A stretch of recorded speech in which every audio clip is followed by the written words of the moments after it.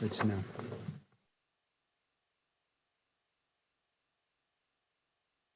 In session. Calling case 251-403-576, State of Utah versus Tyler James Robinson. Counsel, please enter your appearances. Chad Grumander, Ryan McBride, Lauren Hunt, David Sturgill from the state, County Attorney Jeff Gray, and Chris Ballard are also present. Good afternoon. Kathy Nestor, Richard Novak, Michael Burt, and Stacy Visser for Mr. Robinson, who's present in the courtroom, Your Honor. Good afternoon. Mr. Robinson, good afternoon. And also for the record, the court recognizes the presence of victim representative, Ms. Erica Kirk. Good afternoon. First, with respect to courtroom protocol to maintain security and decorum, any individual who exits the courtroom during the proceedings will not be permitted to re-enter until the recess. All counsel are expected to take reasonable measures to safeguard confidential communication. Such measures may include the use of screen protections on electronic devices and care to avoid inadvertent capture of privileged or private discussions by recording equipment or by those present in the courtroom. And as you note, the microphones on your tables are turned off, so please come to the lectrum when you're addressing the court. Second, the court will address the camera and still photographer, camera operator and still photographer. And if you both could come forward, please, to the lectrum.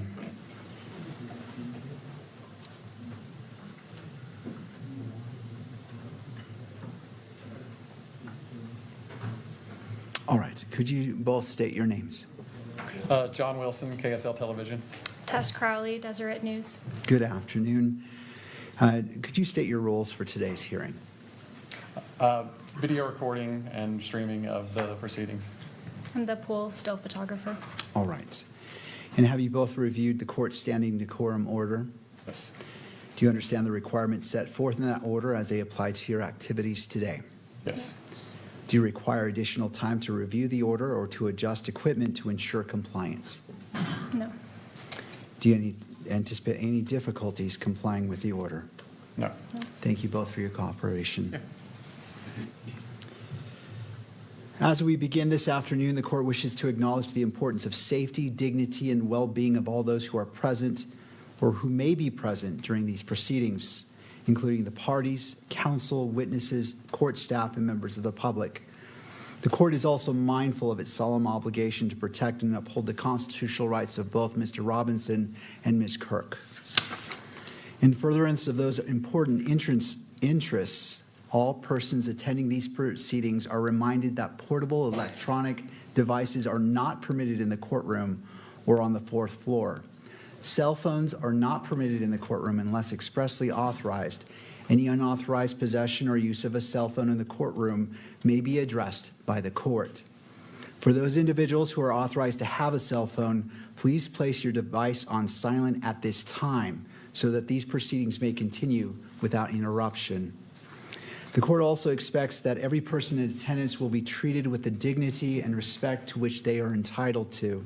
Consistent with the court's standing decorum order, all spectators shall remain quiet, civil, and orderly at all times. Spectators shall not engage in conduct that is distracting, disruptive, provocative, disrespectful, uncivil, or threatening in any manner. Spectators shall not make audible comments of any kind, shall not shake or nod their heads, and shall not make gestures or other visible reactions during their hearing. Spectators shall also not wear or display pins, buttons, signs, clothing, photographs, or other items expressing support for or in opposition to any person connected with this case or expressing any position concerning the status of this case as a capital offense. The court appreciates the cooperation of all present in maintaining a courtroom environment that is safe, respectful, orderly, and faithful to the rights and dignity of every person involved. Finally, I wish to note that this preliminary hearing is scheduled to conclude this Friday at 5 p.m. I raise this as simply a reminder for the parties, particularly given that we have now reached the midpoint of this week. I recognize and respect the constitutional rights of all parties. When this preliminary hearing was set, the court allocated a substantial amount of time for both sides to address the matters they consider necessary and appropriate for purposes of this proceeding. The standard at a preliminary hearing is probable cause, and with that in mind, I ask counsel to remain mindful of the time that remains and manage your time appropriately so each of you is able to fulfill your duties to your respective clients within the time frame that has been provided. And with that, I wish to inquire of a brief overview on what is anticipated from each party in order the court has a roadmap on how we are proceeding for the remainder of this preliminary hearing. First, turning to the state, and if you wouldn't mind coming forward, Mr. Grunander. Thank you, Your Honor. We anticipate presenting evidence through Agent Brian Davis this afternoon. Sergeant Jennifer Falmina is also present in the courthouse and prepared to testify if we get to her today as well. Following her testimony, which we believe will carry into tomorrow, if we do get to her today, that will close the presentation of the evidence on the part of the state. Thank you, Mr. Grunander. For defense.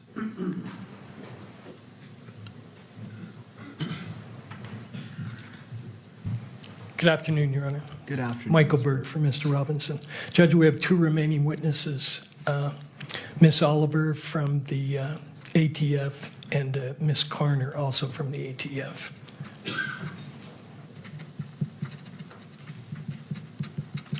All right, and to both parties, thank you, I Thank you. appreciate that. Do both parties anticipate any issues concluding their case? Obviously, there's variables, cross-examination, and kind of the fog of war that happens in court proceedings, but any party anticipate issues concluding at or before Friday at 5 p.m.?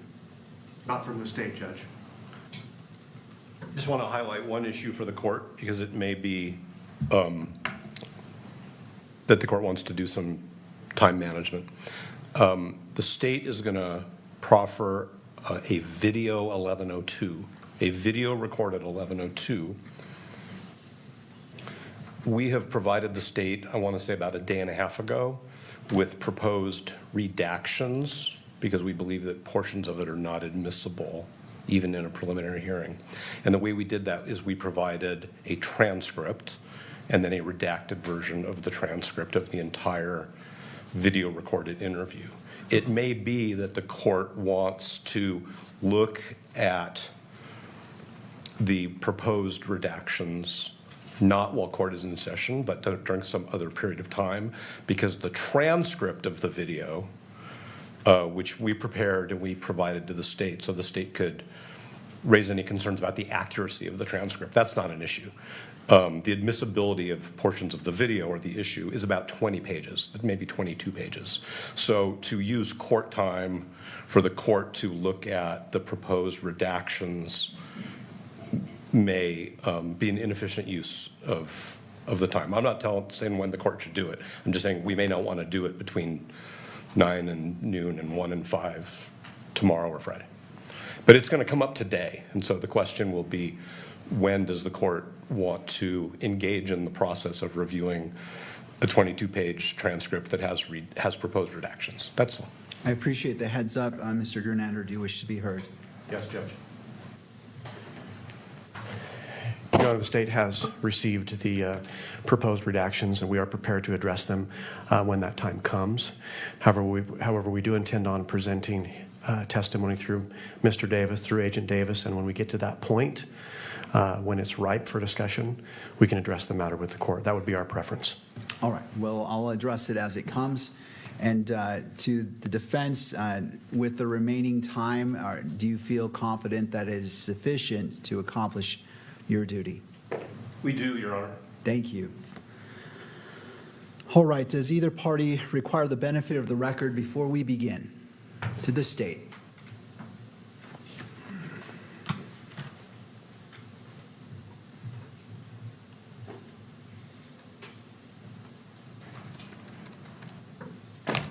Ryan McBride for the state, Your Honor. Just to address an issue that's come up and we expect to come up as we enter the second half of this preliminary hearing regarding the admission of exhibits. Under Rule 104A, the court must decide preliminary questions about whether the witness is qualified or a privilege exists or evidence is admissible. In so deciding, the court is not bound by the rules of evidence except those on privilege. And I'm bringing this up again because it's likely to come up and it is going to affect the procedures we use as we go forward. The court holds two roles, really, at this stage. One is a gatekeeper role on admissibility, and the second is the fact finder role as the magistrate. And I know you've referred to those two roles earlier in this proceeding. And the court, Rule 104A means the court can consider evidence even though its admissibility has not yet been determined in its gatekeeper role. And then, after it has been admitted, it can determine the admissible qualities of that evidence or that exhibit. And that is especially relevant at a preliminary hearing where foundational evidence is reliable hearsay under 1102B3. Even at trial, State v. Griffin, which is a 2016 UT 33 Utah Supreme Court case, the court has held that rules of evidence do not apply to evidence used to establish foundation for admission of other evidence. It's a quote from paragraph 33. So the point is, foundational rulings on admissibility can consider evidence that is not in and of itself admissible. That's proper. The second point is the courts of appeals recognize a presumption that the court considers, when acting in its fact-finding role, only the admissible evidence and disregards any inadmissible evidence. Most commonly, that comes up in a bench trial type case where prior bad acts evidence is admitted and it can have dual inferences. State v. Adams was one of those cases. That's 2011 UT App 163.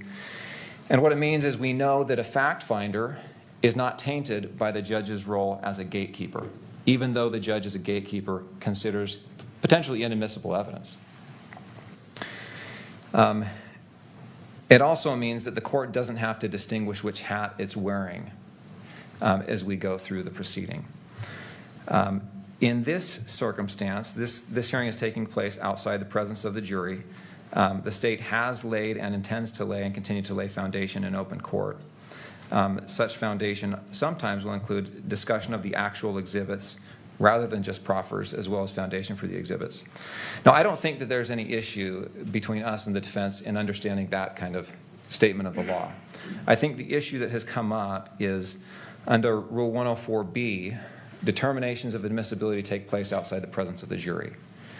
The defense appears to be assuming the jury to be basically the potential jury pool and trying to avoid the potential taint to a jury pool that discussion of evidence, which may or may not be admissible, may cause. I think that's a fair point. I just want to put the court on notice of our view and how we have and intend to proceed as we move forward. Under 104B, that determination takes place outside of the presence of the jury.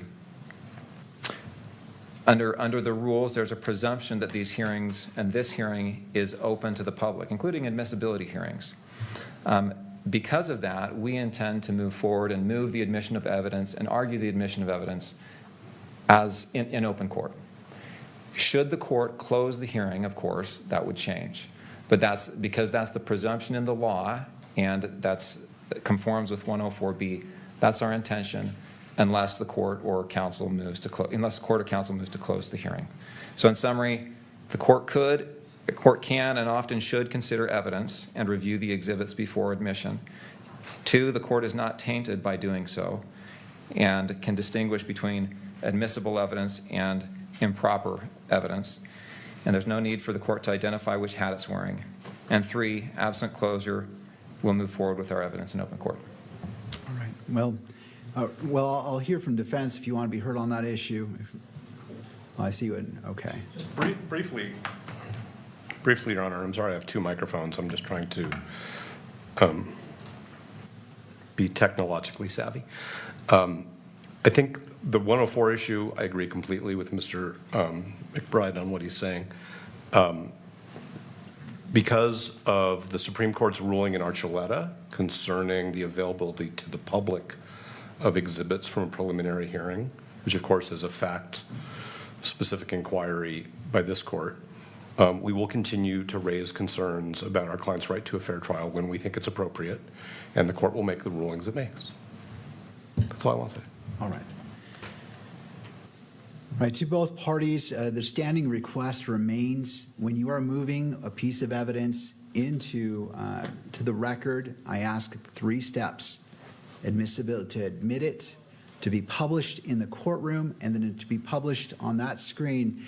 And I'm going to have the screen adjusted slightly because if it's published, I want it to be meaningfully able to be viewed. And I noticed somebody sent me a screenshot that angle creates an interesting angle that kind of distorts it. So in the interest of, if we're going to be transparent, it should be viewable transparent. So we'll adjust that screen briefly, but please address those 3 issues. And I understand one side or the other might say, well, we agree or we don't agree, period. But please, I'm trying to make sure that the record before us is a clean and clear record. So if you would do that, the court would appreciate that. All right. Anything further? No, Your Honor. All right. The court acknowledges that the exclusionary rule is in effect. At this time, any witness who is subject to exclusion should be excused from the courtroom. I will leave it to the parties to monitor the courtroom to ensure that compliance is adhered to. With that, turning to the state, you may call your next witness. Yes, I mean, I want the press to be able to see it too, but when there is a bit of a distortion when it's at that particular angle. So while the parties are moving forward, go ahead and adjust it, and let's put a sample image of something that has nothing to do with this case on the screen. Judge, that's another issue. I don't know that it is projecting yet. And I don't know if we need to take a break to make sure that's working. Is it not projecting on the monitors? Okay. Technology is challenging us again. Well, what's our thought, staff, on projecting? Is this something that's not going to be cured by turning off and turning on, I'm assuming? I just need some other tables besides 3 so we can try some. All right, all of you, council table, again, I'm trying to do this to get this out of the way so we can move forward cleanly. If you wouldn't mind turning off your monitor and then turning it back on, and if I could borrow somebody to do that to the witness monitor as well, so we all get them in sync. Thank you, sir. I appreciate that. And for the lectrum as well, let's just see if we can get that up, because that could cause a delay. I just want to knock this out first. Judge, Yes. if you would prefer, I mean, it's up to you. We could promote TV or by the media so they can see it, or they more of them in, however it works. Where would that TV go? The lower, kind of along that wall, if you wanted, that's up to you. We've done that in trials before. If that doesn't address any security issues, let's do that. I just want to make it easy. That way that TV can be more flat and it's not a distorted view, and then the media can look at that TV. Again, transparency needs to be viewable, not just there in concept. All right, yeah, let's go ahead and do that. How are the monitors looking? Nothing? All right. I need them to actually plug in their HDMI. so I we see. can test. Could I have someone with your laptop plug in so we can test, so we can check if it's receiving the data or the information from your laptop to allow us to project? That may be the issue. Mr. Ellis is plugged in. All right. Let's take a look here.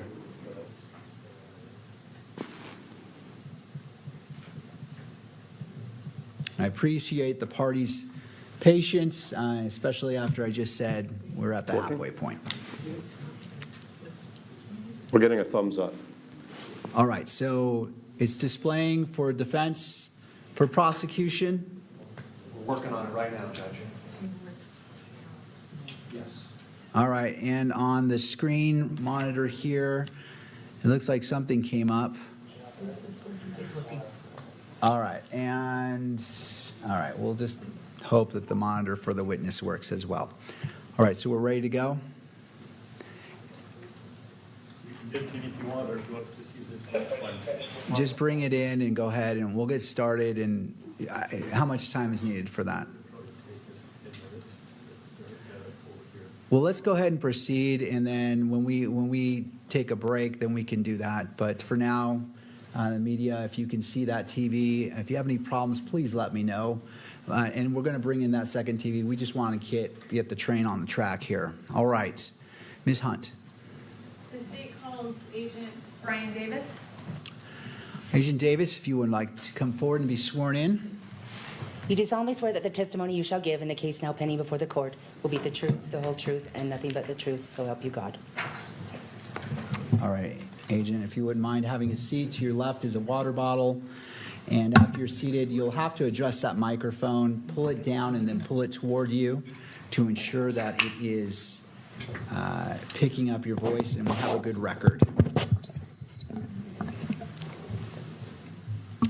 All right, Ms. Hunt, your witness. If you could please state your name and spell your last for the record. Yeah, it's Brian Davis, Davis. What is your occupation? I'm an agent with the Utah State Bureau of Investigation. How long have you been with, is it fair to call that SBI? Correct, yes. How long have you been with the SBI? Total 18 years. I want to briefly go over your experience as a law enforcement officer generally. Actually, are you a law enforcement officer in that capacity? Yes, correct. How long have you been a law enforcement officer? Total of 27 years. You mentioned you were with SBI for 18, is that right? Correct, yep. What other agencies were you with prior to SBI? So Department of Public Safety, I've been a state trooper for 8 years, 18 years with SBI, and 1 year with Utah Transit Authority Police. We've heard talk from other officers about POST. What is POST? That's Peace Officer Standards and Training. Did you complete that? I did, What year did you complete that? 1999.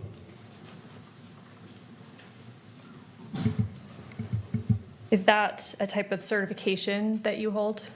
Yeah, it's a statewide certification that any peace officer in the state of Utah, local, state, county, all go through to become a certified peace or police officer. Has that certification lapsed or been any gaps in that time since you received it in 1999? No, it's been constant since then. I want to talk about a bit about your training experience within law enforcement. What roles have you had at SBI?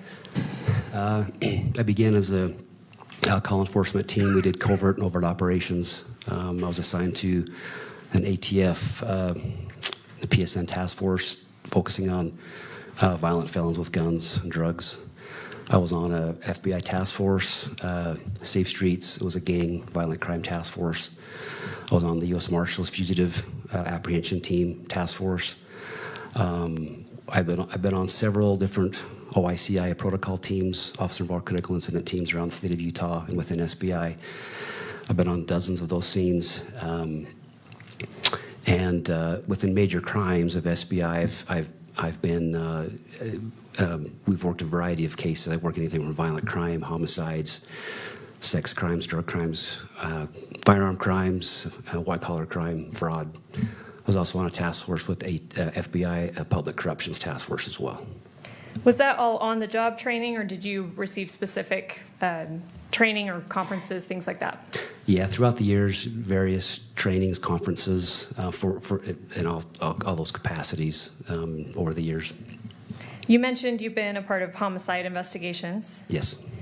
Can you estimate how many? My best guess would be 60 plus, where I've had some involvement. I also currently work on a cold case unit within SBI, so we consult with agencies around the state of Utah, and I've probably consulted on over 50 of those as well in various capacities and roles. Have you received training specific to homicide investigations? Yes, I have. What types of things have you been trained on in that regard? Just several different times, week-long course training conferences on homicide, from case studies to how to manage a case. Also, I've been on several trainings with like crime scene investigation. I'm Faro certified. It's a 3D Faro scan of crime scenes. What's a Faro scan? It's a 3D laser imaging that's used pretty commonly on crime scenes. It just accurately documents crime scenes. And I've been on, I've been certified as a forensic interview and the forensic interview technique with more child victims. So just various trainings like that. You mentioned currently you're a part of the cold case team within SBI. Correct. Have you been assigned as part of the investigation into the homicide of Charlie Kirk? Yes. And what is your role? Do you have a specific role in that investigation? Yes, I was assigned to be a case agent along with Agent Dave Hull. What does it mean to be a case agent? Essentially, you manage the case, responsible for it. Ultimately, you direct the case as you go along. You make assignments as needed. Ultimately, everything comes back to you, like in the form of reports, evidence, and such. And then ultimately, you screen that case, if applicable, to the appropriate county attorney or DA. You mentioned that you are a co-case agent or were with Agent Hull. Is it typical to have two case agents on a case? It can be especially on a large case, yes. Has this particular case been large? Yes, it has.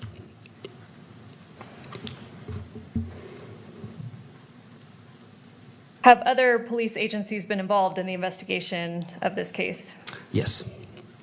Who has been designated as the primary investigative agency? The State Bureau of Investigation is the primary investigating agency. I know there are probably several or dozens, but what other agencies have you been working with? FBI, ATF as well, several local state agencies, UVU Police, Orem Police, Utah County Sheriff, Washington County Sheriff, St. George PD, most of all the agencies within Utah County and even others outside of the county. So we've worked with a lot of agencies with this case. It was a pretty large scale investigation. You mentioned ATF. What does that stand for? Alcohol, tobacco, firearms. All right. I know a lot about what we've... So as a case agent, have you been in court during this preliminary hearing? Yes. You've heard prior testimony? Yes. We've talked a lot about the events of September 10th of 2025. I want to direct your attention to September 11th, 2025. Do you remember that day? I do. What happened on that day in relation to your investigation? I spent the day at the command post with various assignments. That evening, it was about 8:30 p.m., I believe, of the 11th. I received a phone call from Sergeant Elsholz requesting that I travel to St. George. Who is Sergeant Elsholz? What agency is Sergeant Elsholz with? With SBI. And he requested that you travel to St. George? Correct. What was the reason stated for that? We received information that an individual was turning himself in or was going to turn himself in to police in regard to his involvement with the incident, the shooting on UVU campus. And I'm sorry, what time did you get that information, that call? About 8:30 p.m. Did you travel down to St. George? I did. On what day? Of September 11th. Did anyone else go with you? Yes, so we traveled to the Salt Lake City Airport to a hangar there, and we were flown down on a fixed-wing aircraft. It was Sergeant Elsholz, was Agent Folger with FBI, Agent Anderson with FBI, Ryan McBride, and myself, and the two pilots. And who is Ryan McBride? With the Utah County Attorney's Office. What time did you arrive in St. George? We landed probably about 11:30 p.m. at the St. George Airport. And again, this would be the evening of September 11th, 2025? That's correct. Where did you go once you landed in St. George? There we were transported via ground to the Washington County Sheriff's Department. Did you coordinate at that time with any other law enforcement agencies down in southern Utah? Oh, we did. You did? We did, yeah. What other agencies? Well, with FBI as we were traveling, and then along with mainly the Washington County Sheriff's Department, we also have agents with an SBI assigned to the southern Utah area. So working with them as well, just making plans and coordinating resources and manpower and personnel. And you stated you went to the Washington County Sheriff's Office. Yes. What time did you arrive there?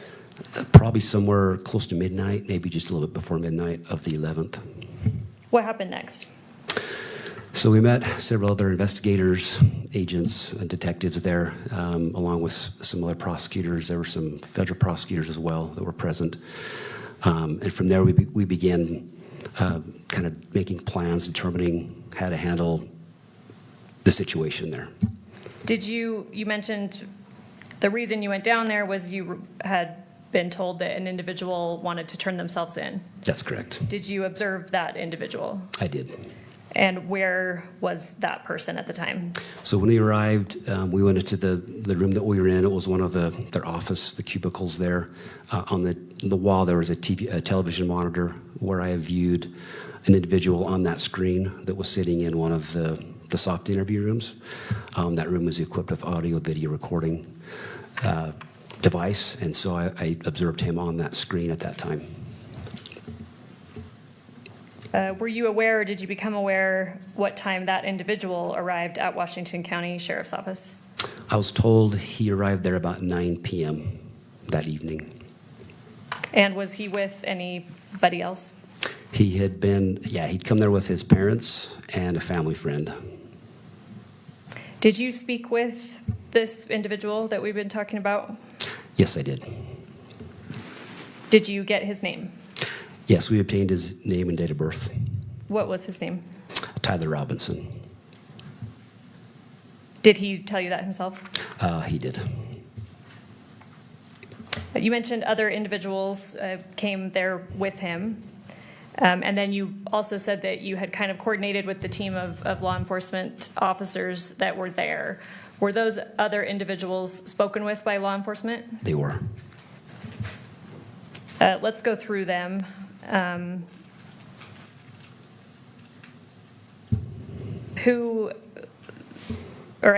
did that happen? Who was spoken to first of the other individuals? So Tyler's mother was interviewed by SBI agent Holgreen and FBI agent Cox. And then kind of simultaneously, his father was being interviewed by SBI agent Terry and FBI agent Smith. And also, at that time, the family friend Mike Mitchell was interviewed by other agents as well. And you said that these interviews were being conducted simultaneously? Yes. Were you part of the interview with either of Tyler's parents? Yes. Yes, myself and Agent Folger. Did I misspeak earlier? Myself and Agent Folger interviewed the mother. All right, let's make sure the record's clear on that. So Agent Folger, what agency is he with? With FBI. And yourself interviewed Tyler's mother? Yes, that's correct. I just want to make sure the record's clear. Who interviewed Tyler's father? Yeah, I think I might have misspoke. It was Agent Holgreen, Agent Cox that met with his father. And then who spoke with family friend Mike Mitchell? Agent Terry, Agent Smith. Down in St. George, Washington County Sheriff's Office, was Mr. Robinson detained at that time? Yes, he was. Was he formally arrested at that time? Yeah, after all the interviews were completed, when we talked to everybody, he was formally arrested at that time. And I'm going to come back to that in a second. Excuse me, where did the arrest take place? At the Washington County Sheriff's Office.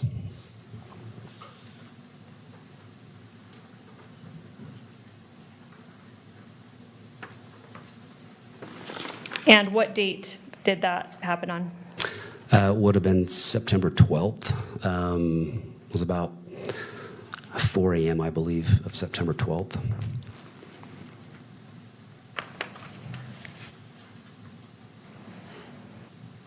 All right, I want to show just on your screen, not for public yet, what's been marked for identification as State's Exhibit 15. Let me know when you're able to see that.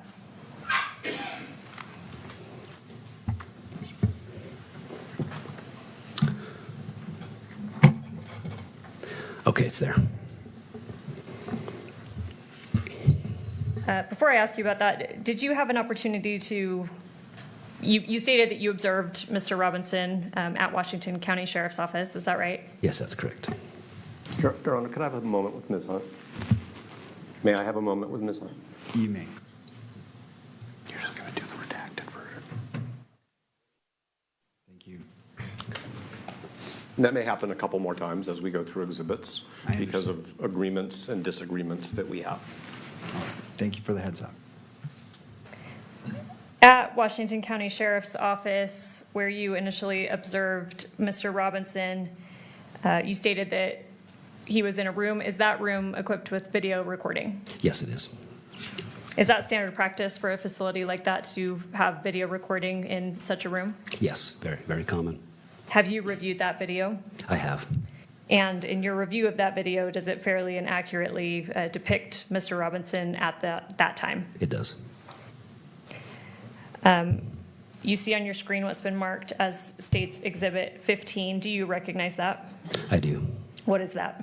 That's the interview in which Mr. Robinson was seated and waiting.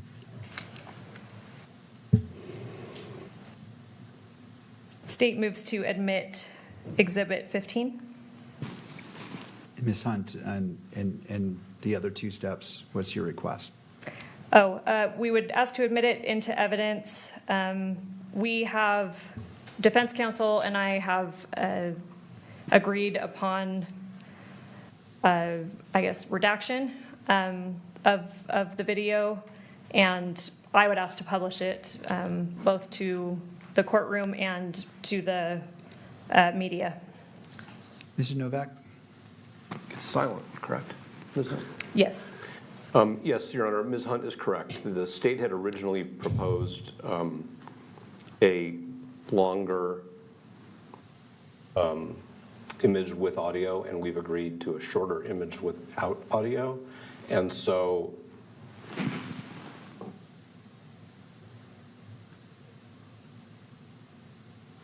That's correct. Yeah. So we're fine with all three steps as to this exhibit. All right. Does the state wish to review this to make sure that what's queued up comports with what you believe? If not, we can move forward. I just want to allow all parties the opportunity to double check. Let me just confer with my paralegal.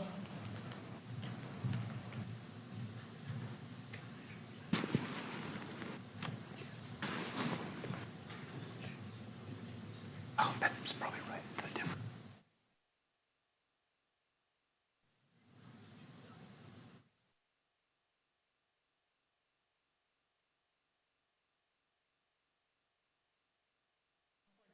It has no audio, so we would like to admit and publish it at this time.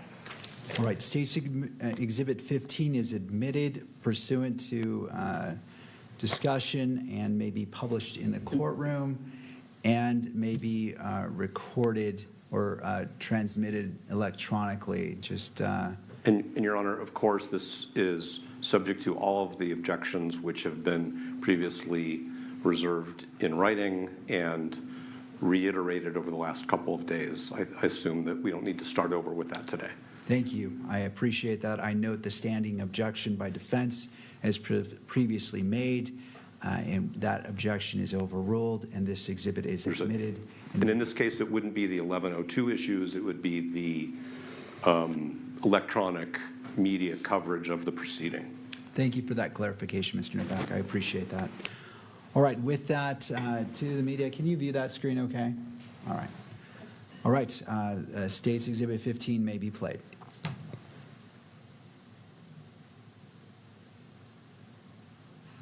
And Agent Davis, who are we seeing here? That's Tyler Robinson. And although we are watching it on video, what is he wearing at this time?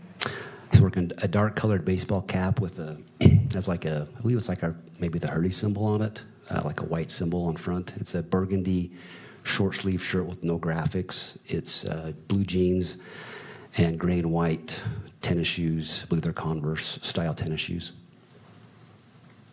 Thank you. Was Mr. Robinson, you stated that he was arrested in the early hours of September 12th, is that right? Yes, that's correct. Did he remain in Washington County Sheriff's Office, or was he taken somewhere else? No, he was transported from there to the Utah County Jail. Prior to being transported to the Utah County Jail, was any, I guess, personal property taken from him, clothing, anything like that? The only thing that was, so prior to like our arriving to the St. George, to the Washington County Sheriff's Office, his cell phone was seized and taken from his person. But that was the only thing that was taken from at that time. After he was transported to Utah County Jail, were any personal items taken from him? Yes, they were. And what were those? After a search warrant was granted, his clothing was recovered, along with buccal swabs to collect his DNA and major case prints, which is fingerprints, palm prints, pretty much the entire hand. Those are all collected from him. And sorry, you may have already stated when did he arrive in Utah County? We arrived at the Utah County Jail about 7 a.m. on the 12th, September 12th, and he was formally booked in at about 8 a.m. of that morning, and then I was the booking officer. What does it mean to be the booking officer? I filled out the necessary paperwork essentially with the jail, which gives the individuals personal identification of the charges, the probable cause statement, and then it's signed and submitted to the system. All right, I want to talk a bit about search warrants, some of the search warrants that were executed in this case. As part of the investigation, were search warrants obtained specifically for areas in southern Utah? Yes, they were. And obviously do not give me exact addresses, but generally for what locations? It was the residence of Tyler Robinson and the residence of his parents. Were those warrants executed? They were. By whom? The residence of Tyler Robinson was a team led by Sergeant Famuina with SBI, along with the Utah State Crime Lab. And the residence of his parents was a team led by the FBI, their evidence response team. Are you aware of what date or dates, if applicable, those warrants were executed? Yeah, September 12th. I believe Tyler's residence, they started the search warrant about 8 o'clock in the morning, and then his parents' residence, they started about 4 p.m. Of September 12th. So to be clear, you've stated who was involved in executing those warrants. Were you physically present for the execution of either of those warrants? No, I was not. Are you aware of whether Mr. Robinson lived with anyone else at that residence at the time? Yes. Do you know who that was? Lance Twiggs.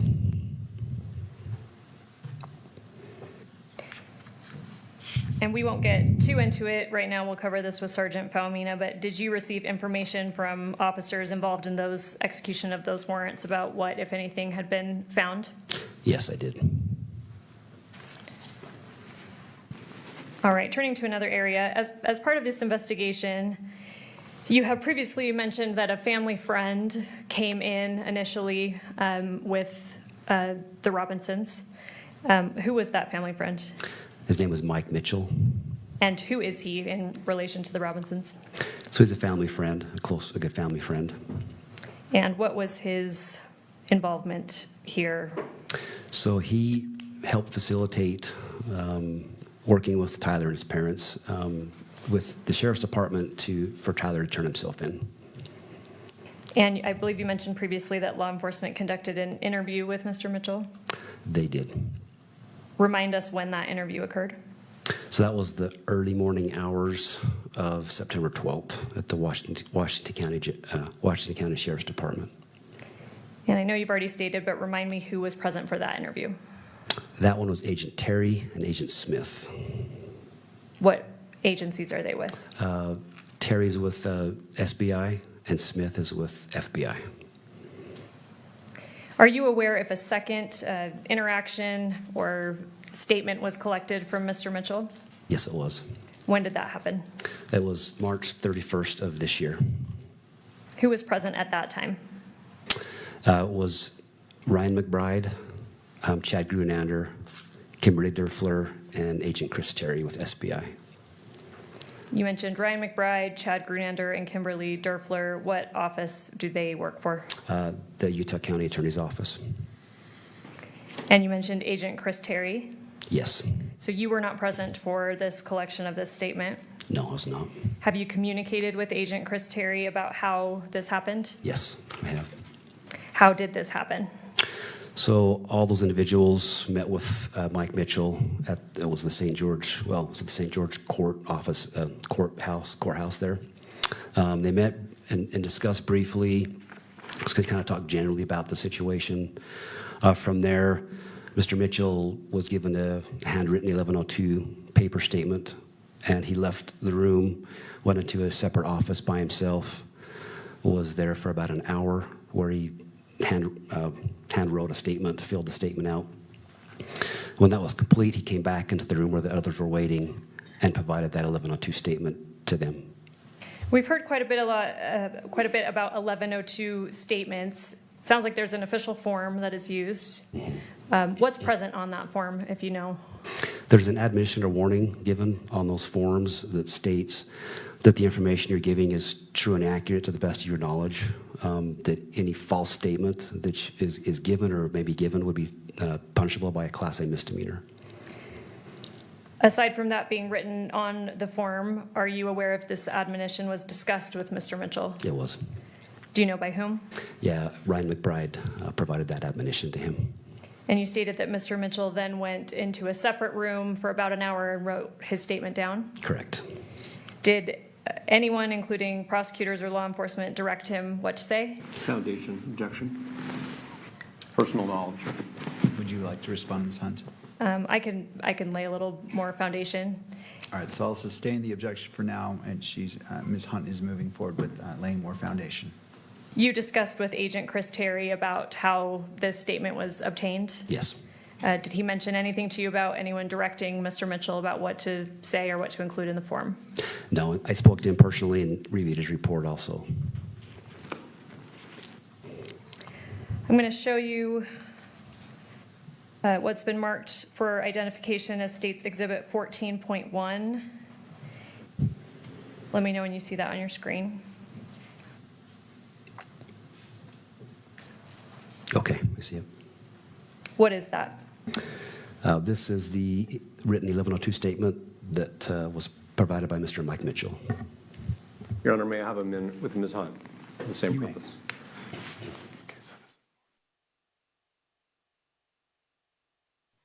All right.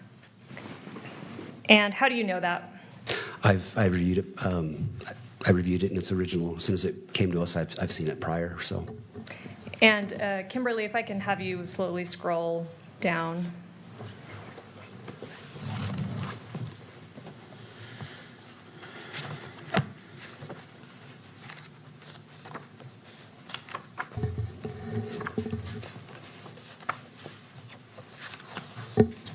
It's actually marked as 14.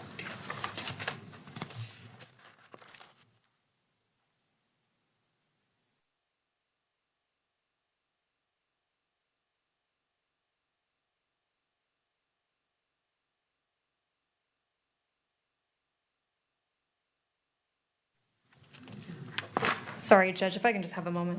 You may.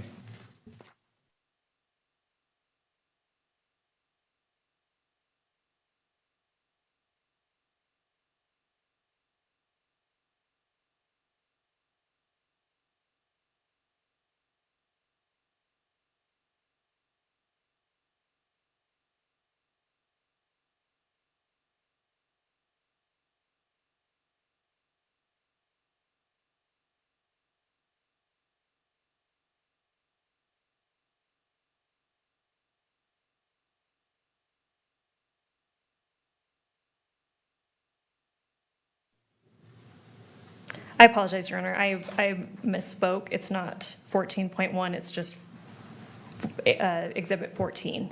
Okay. So if we can place that again on the screen for the witness only. Yes. And sorry, we had been scrolling through that. Do you recognize that? I do. Does it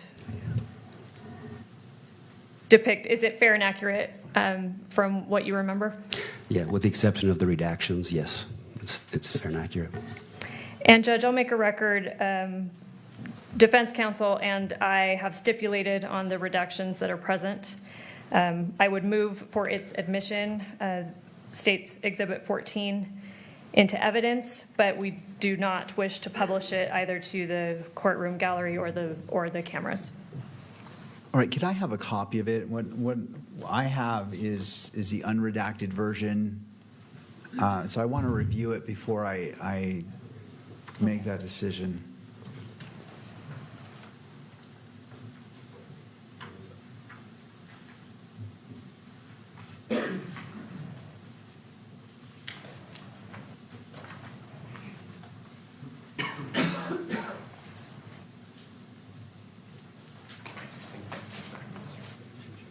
If I may approach. You may. Thank you.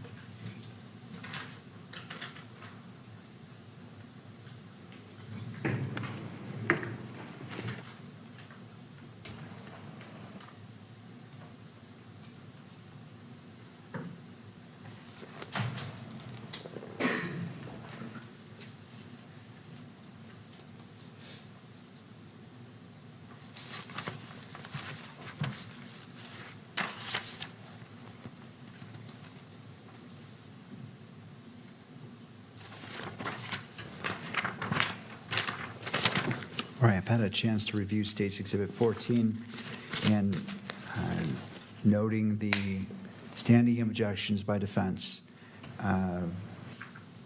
concerning 1102s. The court accepts into evidence State's Exhibit 14 and pursuant to the parties is not published. Thank you, Judge. All right, I want to move on to another topic. You've stated that you've been present for the duration as the case agent of the preliminary hearing. Is that right? Yes. We heard testimony yesterday about turning to the scene at UVU on September 10th, that a bullet was found on a roof. Do you remember that testimony? I do.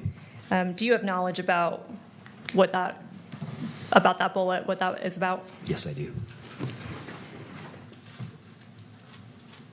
What roof was that bullet found on? I believe it was found on the computer science building on the roof, on the far east side of the roof of the building itself. How do you know that it was found there? I reviewed the agent's report that found that, documented it, and collected it. What agent was that? It was Agent Ben Schneider with SBI. Are you aware of where the computer science building is on campus? Yes, yes. Can you explain generally where that is located? Yeah, from where the LOSI building is, it's a building directly kind of south and east of there, from the LOSI. Southeast from the LOSI building. Where is it in connection to the auditorium section that we've been talking about where Mr. Kirk was stationed? It's east of there. East and a little bit south. Yeah, mostly east. Would there have been, from that roof of the computer science building, to your knowledge, would there have been a line of sight to Mr. Kirk's tent? No, not according to the agent. Agent Ben Schneider, there was not a line of sight from there to where the tent was, where Mr. Kirk was. Did you learn from Agent Snyder what caliber that bullet was? Yes, I did. And what was that? It was a .223 caliber. What is a live round? It's a round that had not been fired, so it still had the projectile and as a fully functional bullet with ammunition with the bullet. Did you learn if this .223 bullet found on top of the computer science building was a live round? Yes. And how do you know that? It was still intact. Still had the primer had not been it was not dented, not been fired. It still had the bullet projectile in the end and still sealed. Did you observe this bullet personally, or is this information you're getting from Agent Snyder? From Agent Ben Schneider.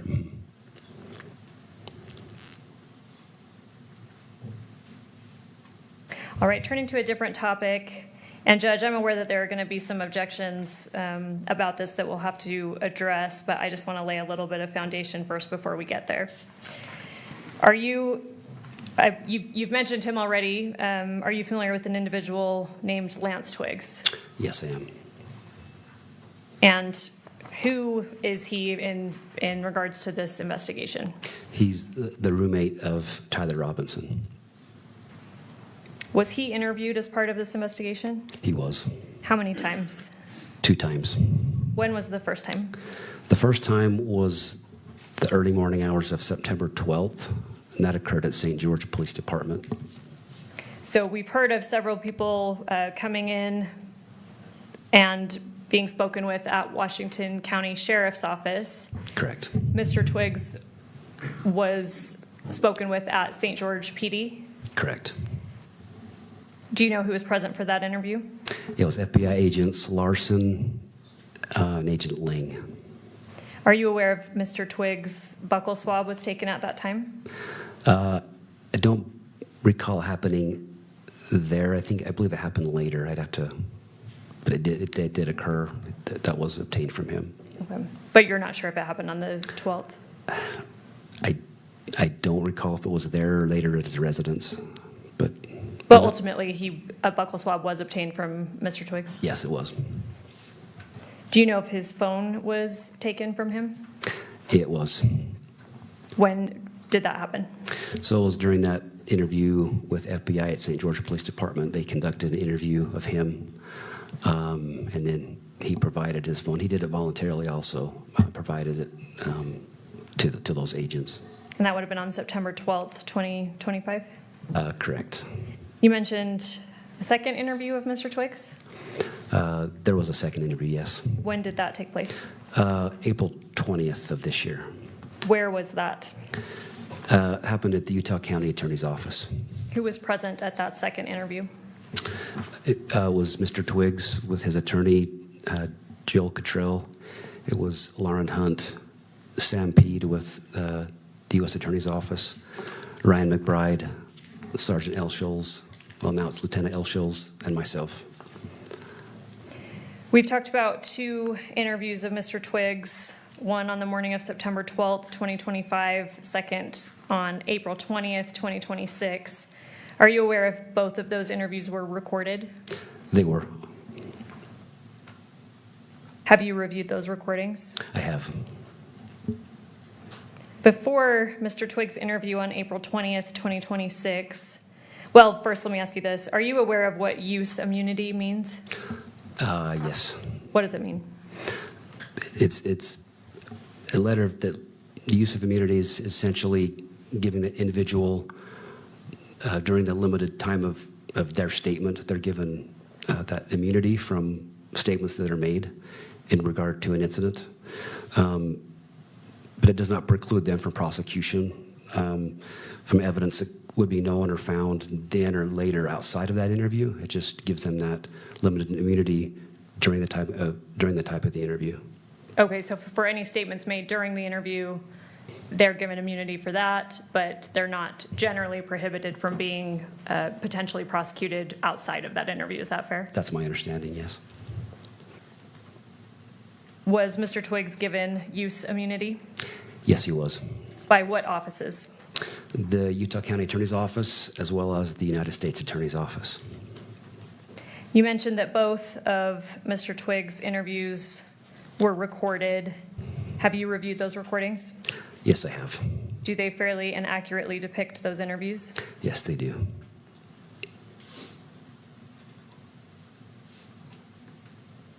We've talked about 1102 statements. We've talked about a form, and you talked about that there's an admonition on there that warns that if false statements are given pursuant to 1102, then that person may be subject to a Class A misdemeanor. Is that fair? That's correct. Was a similar admonition given to Mr. Twiggs during his second or before his second interview on April 20th, 2026? Yes, it was. By whom?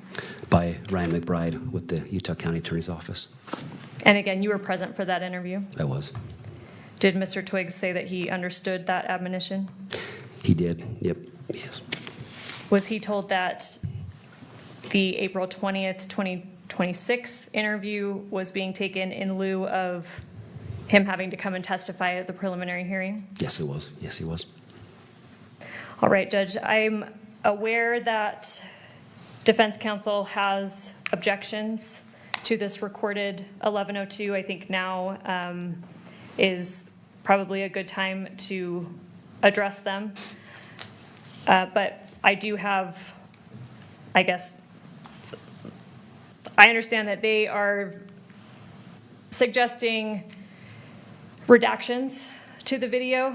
I have some procedural objections first, and if Your Honor sustains those, I think it may make the substance of the statements or the objections or the redactions that defense is proposing moot. So I'm wondering if Your Honor will entertain my responses procedurally first before we get into the substance of what defense is objecting to. Does that make sense? Yes, but if you want to move it, because right now nothing's before me. Yes. Well, what I want to move, so defense is proposed about a day and a half ago. They created a transcript. Mr. Novak has proffered this earlier to Your Honor. On April, and I'll give you a little more proffer. On April 28th, 2026, the Utah County Attorney's Office provided this recorded 1102 statement of Mr. Twiggs to defense counsel. They have acknowledged the receipt and mentioned the recorded statement at previous hearings. In fact, they even filed a brief that Your Honor has decided about whether 1102 can be applicable to Mr. Twiggs at this hearing, which Your Honor has ruled upon. Monday at about 4 p.m., defense counsel sent us a transcript that was prepared by the defense team, and it had significant redactions that they were suggesting. It was about a 21-page transcript, and their suggested redactions are approximately 11 pages of it. In total, redactions appear on 16 of the 21 pages. My procedural objections to this are that this is essentially by surprise.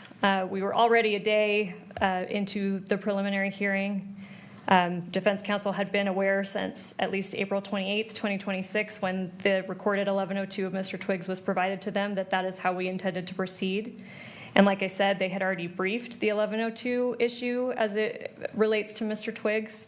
At that time, they did not raise any objections to the substance of it or propose any redactions that they wished. And yeah, frankly, it's by surprise, and it's at this point disrupting the hearing.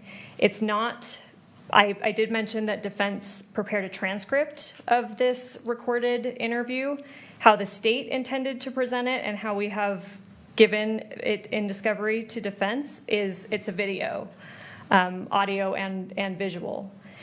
Making redactions to that is not as simple as a transcript where you can just, block out sections of the text.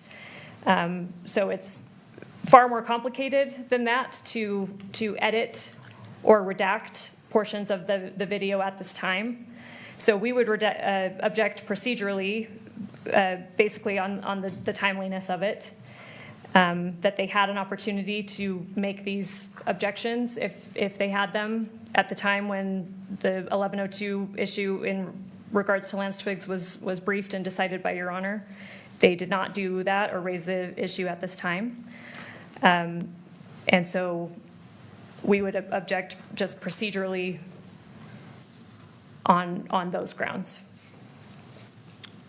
Additionally, the remedy requested, which I'm assuming is that we make redactions to the video or present it as a transcript rather than a video, is disproportionate. Even assuming if there are isolated statements that the court would not ultimately consider, again, as Mr. McBride pointed out and as Your Honor has stated throughout this hearing, this is a preliminary hearing to the court. It's not to the jury. The court is fully capable of disregarding any statement it determines exceeds the proper scope. As Mr. McBride cited this morning, several cases give Your Honor that authority and presumption that judges are able to basically make the difference between what's admissible evidence and disregard what may not be at a preliminary hearing or even at a bench trial. State v. Adams is one of those cases. If Your Honor wants the citation, again, I'm happy to give it.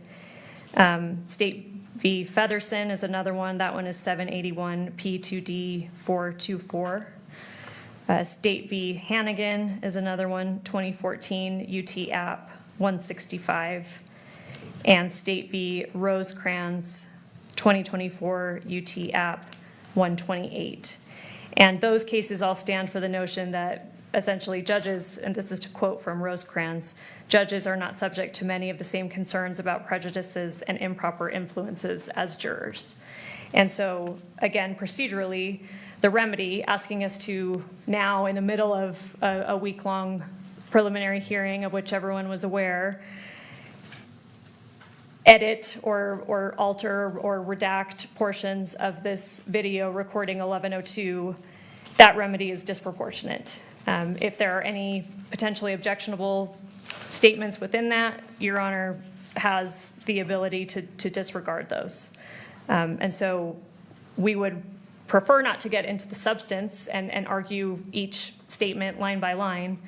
And we would prefer to just move for its admission and have the court use its discretion as a judge to take what's proper versus improper, disregard anything the court might find improper.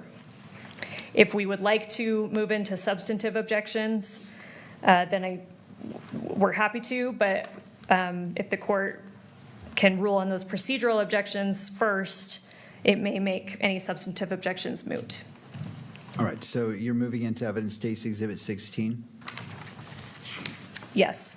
And as it relates to publication, what is your request? So, Judge, we believe, and I believe this has been discussed before on the record, that the state is in agreement that the media should not have the ability to handle or replicate certain exhibits. Because it's video, Mr. Twiggs is shown certain exhibits. So we would agree that this should not be captured by cameras and projected by the media outside of the courtroom. But we would like at least the audio and maybe even the video within the courtroom itself to be captured, is the state's position. All right, I want to make sure I understand. So your request is that the video not be projected and captured by the video camera, but the video and audio is played in the courtroom and the audio is able to be transmitted, just not the video via the camera. Is that my understanding? Correct, that's the state's position. All right. And in regards to this exhibit, is in the, as State's Exhibit 16, is there any portion of that recorded statement that occurred before the 1102 warning was given to Mr. Twiggs? Not that we are presenting today. Okay. All right, so turning to the defense, Mr. Novak. Thank you. Thank you, Ms. Hunt. So I'm going to address first, Your Honor, what Ms. Hunt describes as the procedural issues with our proposed redactions.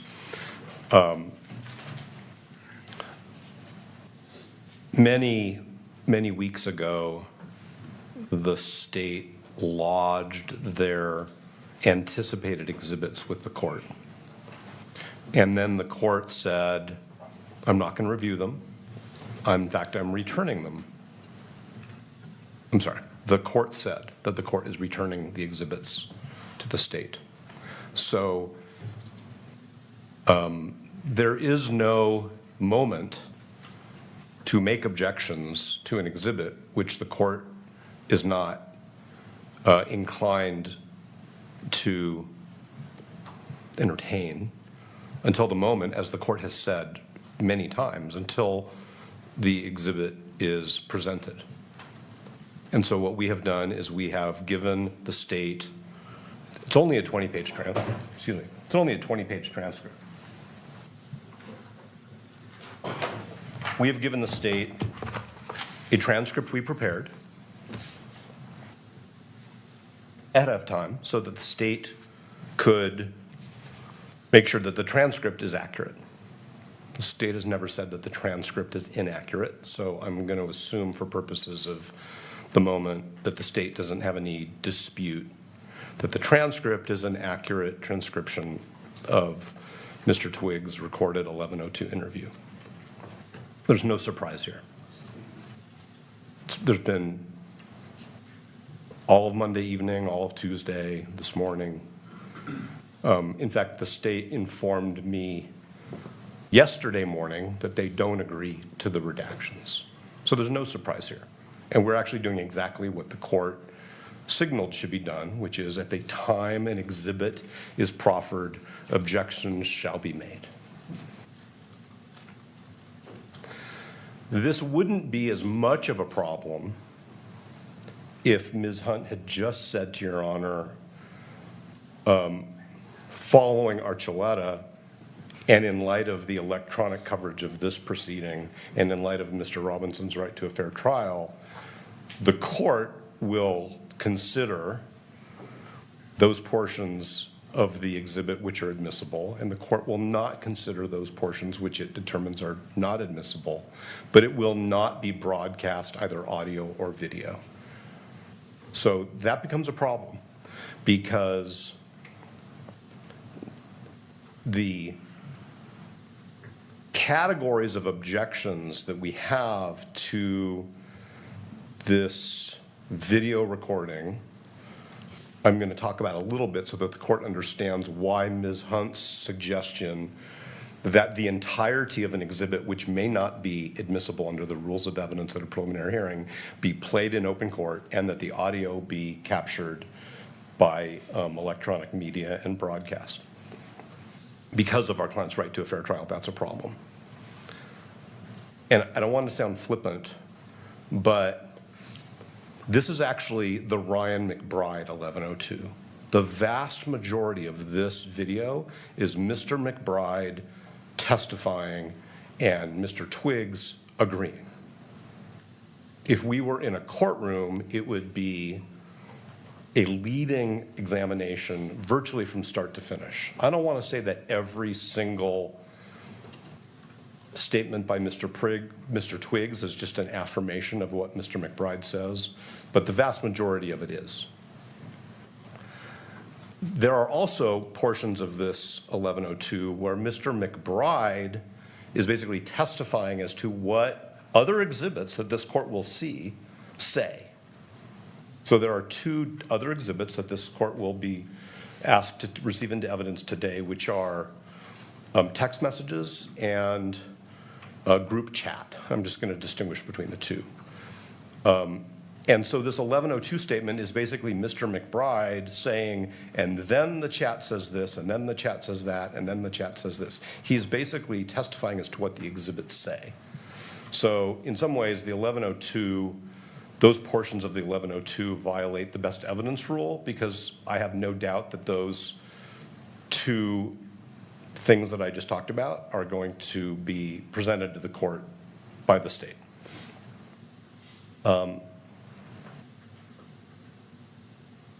There are also portions of this 1102 which are not relevant and really implicate Mr. Twiggs' privacy rights. And I am not Mr. Twiggs' counsel. As Ms. Hunt said, he has counsel. I don't know if he's, well, I don't want to speculate. But it's not relevant. There are portions of it which are not relevant, and there are portions of it which I think, especially to be broadcast, implicate other privacy interests. So I'm not trying to create complications, and I'm definitely not trying to take the state by surprise, because I went to great lengths to provide the state with a transcript, with a proposed redacted transcript. And in fact, today, we prepared to make it easier on the state and actually on Your Honor. Instead of having redactions with big black sections, we highlighted them instead. So if the court wants to look at our proposed redactions, the court can do that without having to compare two documents. The other thing I want to say is that if the court did order ultimately that portions of it would be broadcast in any way, in the courtroom, outside the courtroom, we're not trying to change the state's exhibit from a video with audio to a transcript. The transcript is really being used as a tool to address the inadmissible portions of the video, because there's no way to communicate to the court efficiently which portions of a video we think are not admissible. It's much easier to do it on paper. So the transcript is just a tool. We have the ability right here in this courthouse to cut the video into the pieces that the court deems admissible. Mr. Ellis tells me it would probably take a couple hours at the most. So maybe that's also not a concern. There's no delay associated with this in light of the fact that it's Wednesday and this court is going to conclude this hearing by Friday afternoon. So I've gone beyond the procedural issues. I've addressed that we think portions of it are not admissible. There's no surprise. We've followed exactly what the court has signaled, which is I don't want to hear about exhibits until we're in the middle of the hearing, and I don't want to hear objections about it till we're in the middle of the hearing. The litigation over whether Section 1102 is constitutional under Mr. Robinson's federal due process rights and the other rights that were addressed, that litigation does not mean that we should have brought to the court proposed redactions to an exhibit in a hearing which hasn't started yet, in a hearing in which the state hadn't until 20 minutes ago even proffered an exhibit. So I understand that the state wants to avoid the substance by trying to short circuit this with a procedural argument. And Ms. Hunt is a very excellent advocate for her client. But the reason why the state is going to the procedural issue is because because the exhibit contains significant content that is not admissible even in a preliminary hearing. So I'm going to stop now, but I do want to go back and say that if the court concluded that only Your Honor was going to review this exhibit and the Archuleta rule would be extended to this exhibit, including that it's not going to be broadcast, then I think that we have a different path toward the efficient resolution of this issue. All right. Does that make sense, Your Honor? I believe I understand what you're saying. So let me respond to you before I go to Ms. Hunt. So going to your first point in regards to what this court's position in not looking at the exhibits, that doesn't preclude any party from filing a motion in limine, which is anticipated before anything is moved into evidence. Typically, motions in limine are used by either side on anticipated exhibits or that may come into court, and that allows pre-litigation. So I want to clarify that the court statement, like I'm not looking at the exhibits, is far different than what the parties choose to do and file in regards to a motion in limine. But going to I really want to go to what you've talked about. What specific objections are you making? I want to make sure the request is clear so I can rule specifically on that. What exactly, I think I understand some of them, but I wish for you to articulate what are your objections to State's Exhibit 16? Significant, we could do it line by line or page by page. I know we have had hearings in this matter where the court has wanted to look at transcripts line by line, word by word. We're prepared to do that. But I'm going to give the court categories. Thank you. Without referring to specific portions. There are many portions of it which are not the statement of Mr. Twiggs. They're Mr. McBride testifying on video as to what other exhibits say. And Mr. Twiggs is saying, yeah, that's what it says. Yeah, that's what it says. Yeah, that's what it says. So I apologize. I don't mean to interrupt you. Oh, no, I it's just fine. want to categorize it and put it in a box. So what is what objection under the rules of evidence is that specifically? What are you boxing that as? Well, first of all, it's counsel testifying. Second of all, it's hearsay. It's Mr. McBride's out-of-court statements as to what an exhibit says. There's a best evidence rule, which I'm sure the court is familiar with, which is that the best evidence of what an exhibit says is the exhibit. So we may have a little bit of a cart before the horse here. Sure. Because there are two exhibits that I'm very confident are coming. There are portions which are not relevant.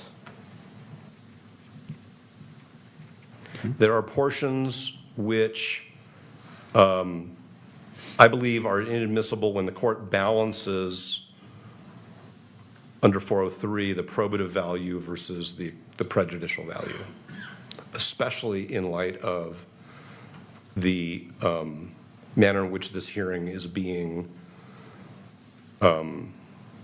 broadcast. So we have improper testimony by counsel. We have the best evidence rule, which I think also includes hearsay. We have relevance issues, and we have 403 issues.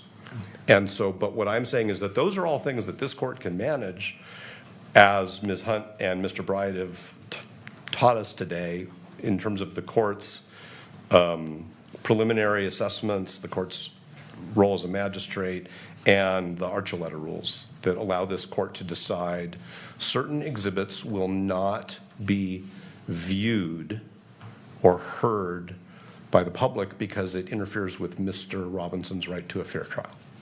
Okay. Thank you. And I heard exactly what the court said about the in limine situation, but I do want to just say this, and I hope this is taken in the right spirit. If this court had said to us, I'm returning the exhibits, but if any party has any objections to any exhibits, I want to hear about that before the hearing, we certainly would have done so. And I think that it's probably, for counsel, a suggestion about how future hearings where there are many or complex exhibits, because there will be such hearings, should be handled, which is we can do in limines before the hearing begins, so that the court knows these exhibits there are no disputes, these exhibits there are disputes, these are the disputes, and we don't have to waste courtroom time bringing the court up to speed on what those concerns are. It can all be briefed ahead of time. And we're happy to do that. Thank you. Well, going to the last point, let me be clear on the record that I don't intend to interfere with the duties of either party. It is not my job to say, well, here's what you should do, here's what you shouldn't do. I'm independent. I'm not team prosecution, team defense. And so I will not dictate how you run your case. Obviously, if it goes against certain rules, constitutional rights, statutes, case law, I will weigh in, but I never want to put my finger on and say, well, Mr. Novak, here's what I think you should do, or to the state, Mr. McBride, here's what I think you should do. That goes outside my role, and I will not deviate from my role, which is not to interfere with the business of counsel. And I'm fortunate as a district court judge that I have very experienced attorneys who I have watched and have done an excellent job. And your experience, as I stated on I believe in the Pro Hoc Vice, highly experienced attorneys on defense, highly experienced attorneys on prosecution. And so I do not want to get into the business of saying, here's what you should do. I hear what you're saying, but I want to be clear from this point on, in case there's any ambiguity, the court does not need to go into the business of dictating what you feel is in the best interest of your client to the state what is in the best interest of your client. I staying clear of that, but I appreciate the point you're making, and I hope that clarifies any ambiguity that may exist.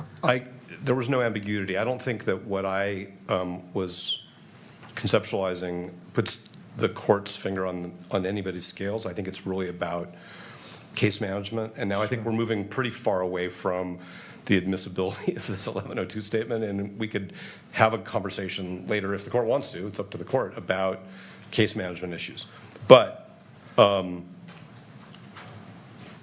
as I said before, if I say anything else, I'm going to be repeating myself, so I'm just going to stop. All right. Thank you, Mr. Novak. Appreciate your thoughts. Ms. Hunt.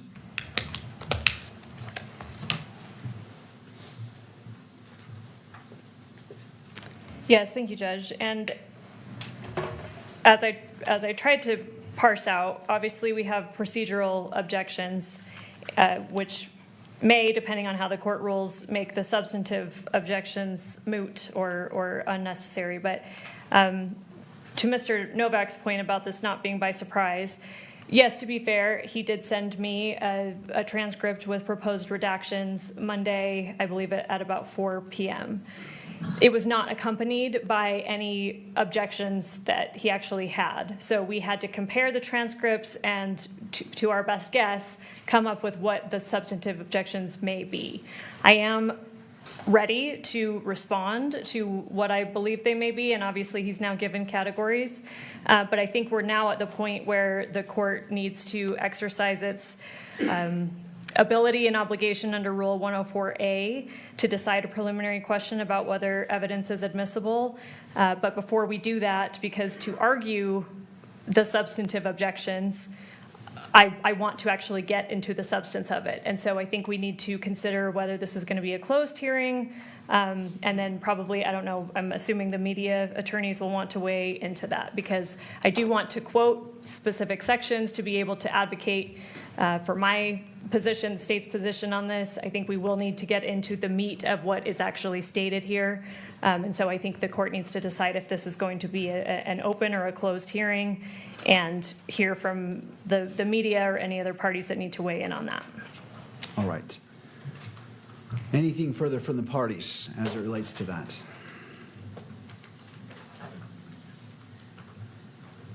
Only that Ms. Hunt invited the media to comment on what the court is going to do. And as Your Honor knows from conducting jury trials and other types of proceedings, sidebars are not for the public. They're not for the public in real time, and they're not for the public subsequently. It is very standard that sidebar proceedings where information is only to be exchanged between counsel for the parties and the court are conducted at sidebar so that witnesses, jurors, members of the public don't hear about those things. And so we are assuming that if the court wants to do this in what we would call sidebar or in a closed hearing, that the transcript of that is going to remain at least temporarily sealed until these proceedings conclude or the court conducts some closer analysis on a topic by topic basis. So that's what sidebars are about, whether it's done in a closed hearing or in an open hearing through whisper. The public, potential witnesses, jurors, potential jurors don't get to hear what the court decides needs to be addressed in a manner which protects the parties' rights. All right.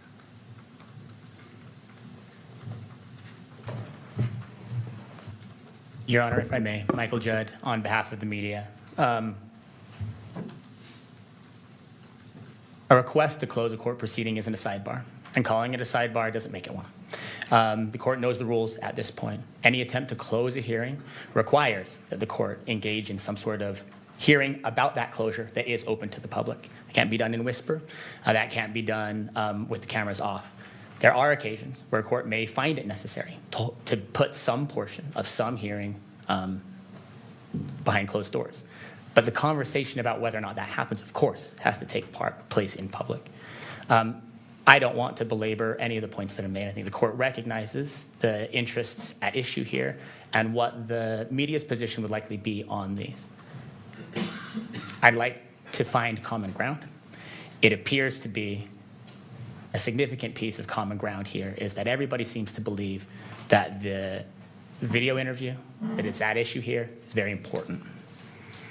And that, of course, makes people want to invoke protections, invoke closures. From the media's perspective, from the public's perspective, of course, that pushes the other direction.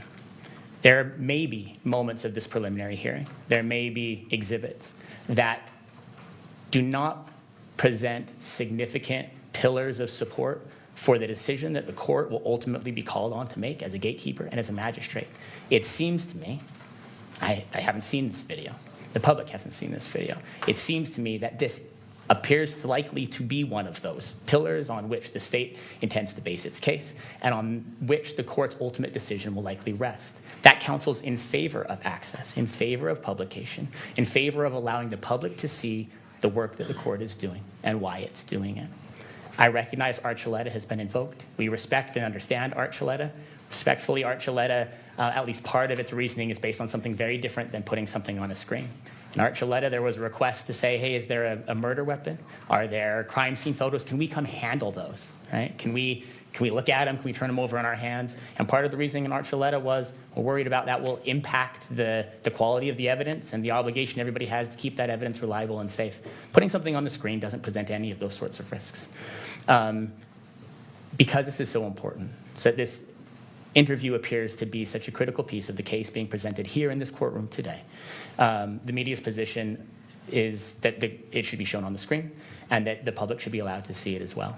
To the extent there's any sort of compromise at all, the one that is presented by the state, which would allow the public to monitor and oversee and understand and comprehend and assist with the work being done by the court, then something like the state has provided, which is we allow the audio to play. If there is some sort of, it sounds to me like what the state is saying is there's some sort of witness privacy issue that would be served by turning that video off.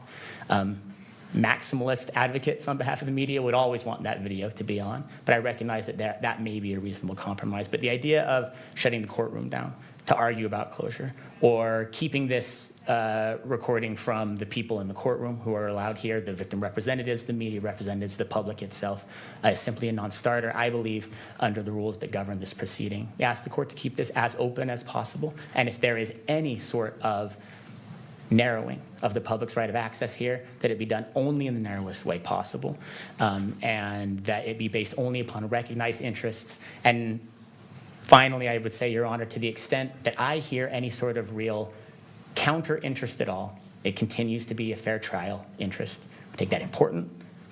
We recognize that its importance. We take it seriously. The court has also over and over again recognized what the right approach to that is to say there are mechanisms in place under allege, to say we do an expanded voir dire, we do a jury questionnaire. We can handle those counter interests. And on behalf of the media and the public, I'd ask that the court handle this dispute that way. Thank you.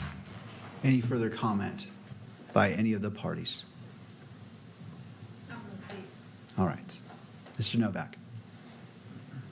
Only that I want to make an additional assertion about why the court should handle this exhibit pursuant to Archuleta. But I want to make that argument at sidebar, because the whole point is to protect my client's right to a fair trial. And by making part of this argument in open court, it's a self-defeating exercise. So when the court resolves whether it will hear from us at sidebar, we're prepared to do that. All right. The issue is sidebar is public because the transcript's open. So it's just because the parties request sidebar and the court invokes the white noise, that doesn't make it private. It simply obscures the noise in the courtroom because that goes in the transcript unless it's a closed hearing. So we would like to have a very brief closed hearing to lodge another objection about the publication of this of any portion of this exhibit of certain portions of this exhibit beyond Your Honor's eyes. That's what I'm saying. Thank you. All right, right now what we're going to go ahead and do, and what I want to do is I want to look at the redactions that you're proposing and take a look at that. And it's also a perfect time to take a break because we need to bring in the monitor potentially for future exhibits. So that's going to give us our 15 minutes. I want to review that so I can be brought up to speed because the transcript, from what I understand, is just a transcript with suggestions of what defense wants to redact. Is that correct? That's correct, Your Honor. And so what I would suggest, well, if this works for the court, is we will email to the court staff something we've already given the state, which is the proposed redacted version of the transcript. I understand that the state wants a video to be presented as evidence. We can get there if the court concludes there should be redactions. It's not redacted through blackout, it's highlighted. So the highlights are the proposed defense redactions, and Mr. Ellis can make sure that your court staff receive that, and it can either be emailed to you or printed out, whatever works. Any objections, Ms. Hunt, from the court reviewing the proposed redactions in order to bring the court up to speed at whatever argument the court may entertain?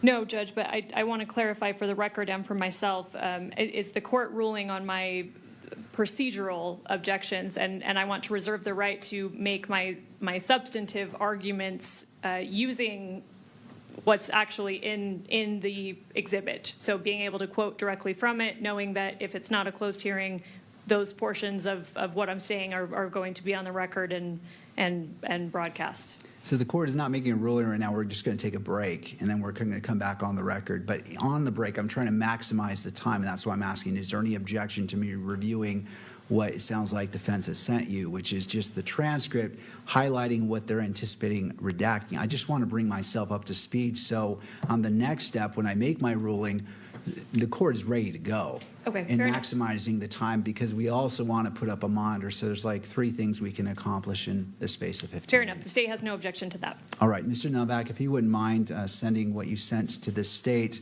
to the court for review, and we will take a 15-minute break. It is now, well, let's go a little bit longer, just I want to make sure everything is in place. Let's come back at 3 o'clock, and we'll proceed from there. Court is in a brief recess. All right.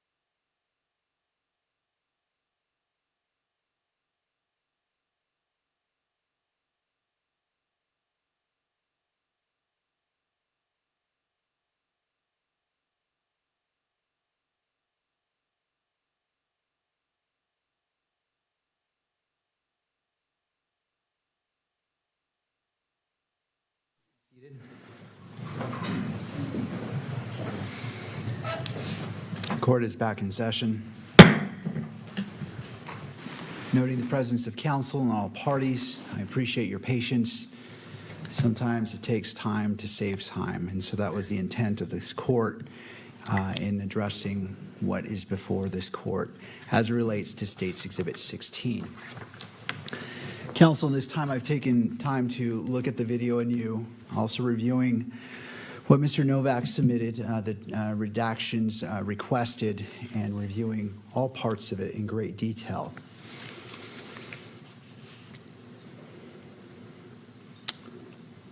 All right, I want to address the objections before me, and starting with Mr. Novak made a hearsay objection as it relates to Mr. McBride, and the court agrees, it is hearsay. At the same time, I'm only going to consider Mr. McBride's statements to provide context for the things that Lance Twiggs says and for their effects on Lance Twiggs. And as such, the hearsay objection as it relates to the statements of Mr. McBride in State's Exhibit 16 is overruled. Turning to relevance as it relates to State's Exhibit 16. And I agree in part and disagree in part as it relates to this objection. So there are portions of the transcript, or I say transcript, but what I really mean is State's Exhibit 16. And I appreciate the transcript. I found that to be helpful. It's a lot faster than trying to scroll. And so I appreciate that being provided. It was helpful to the court. And to be fair, I found it to be a true and accurate representation of the actual recording. So did I listen to every word and compare it? No, but from what I reviewed, I did not find any inconsistencies, just to put it on the record so there's no misunderstanding. But there are portions of the transcript, State's Exhibit 16, which relevance is still not clear to me. However, as the magistrate, I am able to distinguish between what is relevant to a probable cause determination and what is not.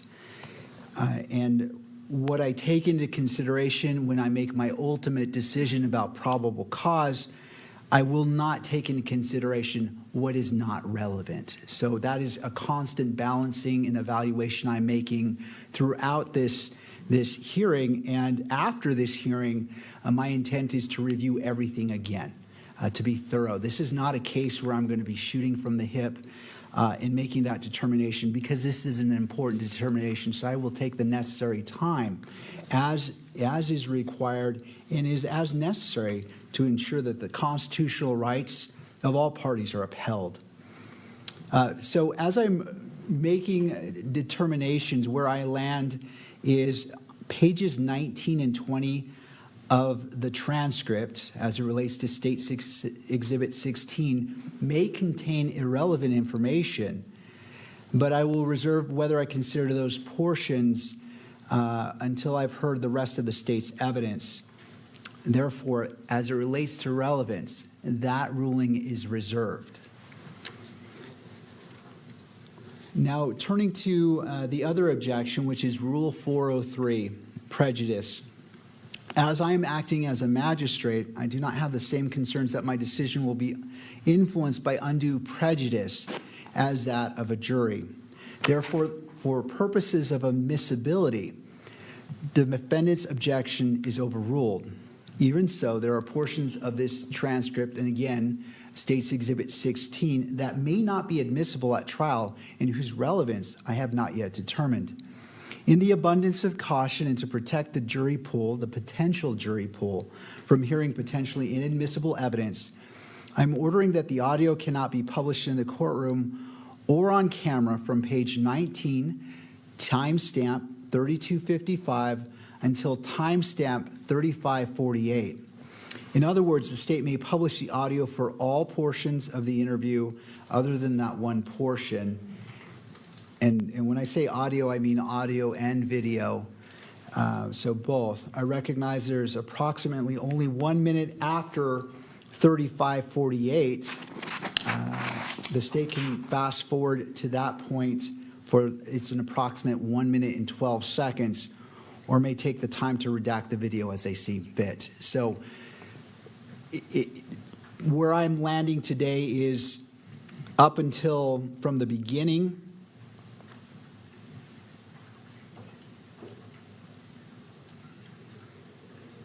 until that page 19,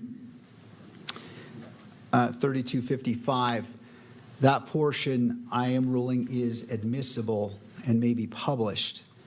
Again, if the state wishes that last minute and 12 seconds to be played, they can either take the time tonight to redact what the court is not going to allow to be published. And I wish to differentiate. I'm considering it all.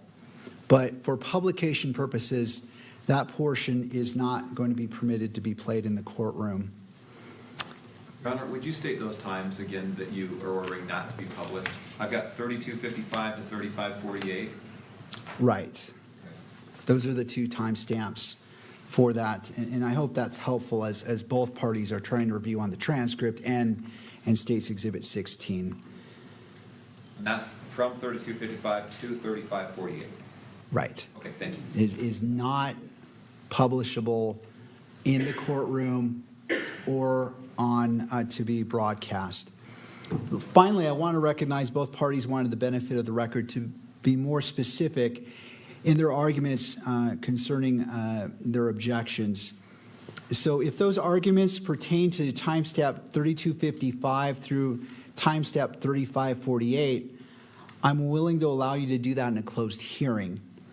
Please be mindful of the time and keep your argument succinct. With that in mind, do the parties have any arguments they feel I have not considered in my ruling that require a closed hearing?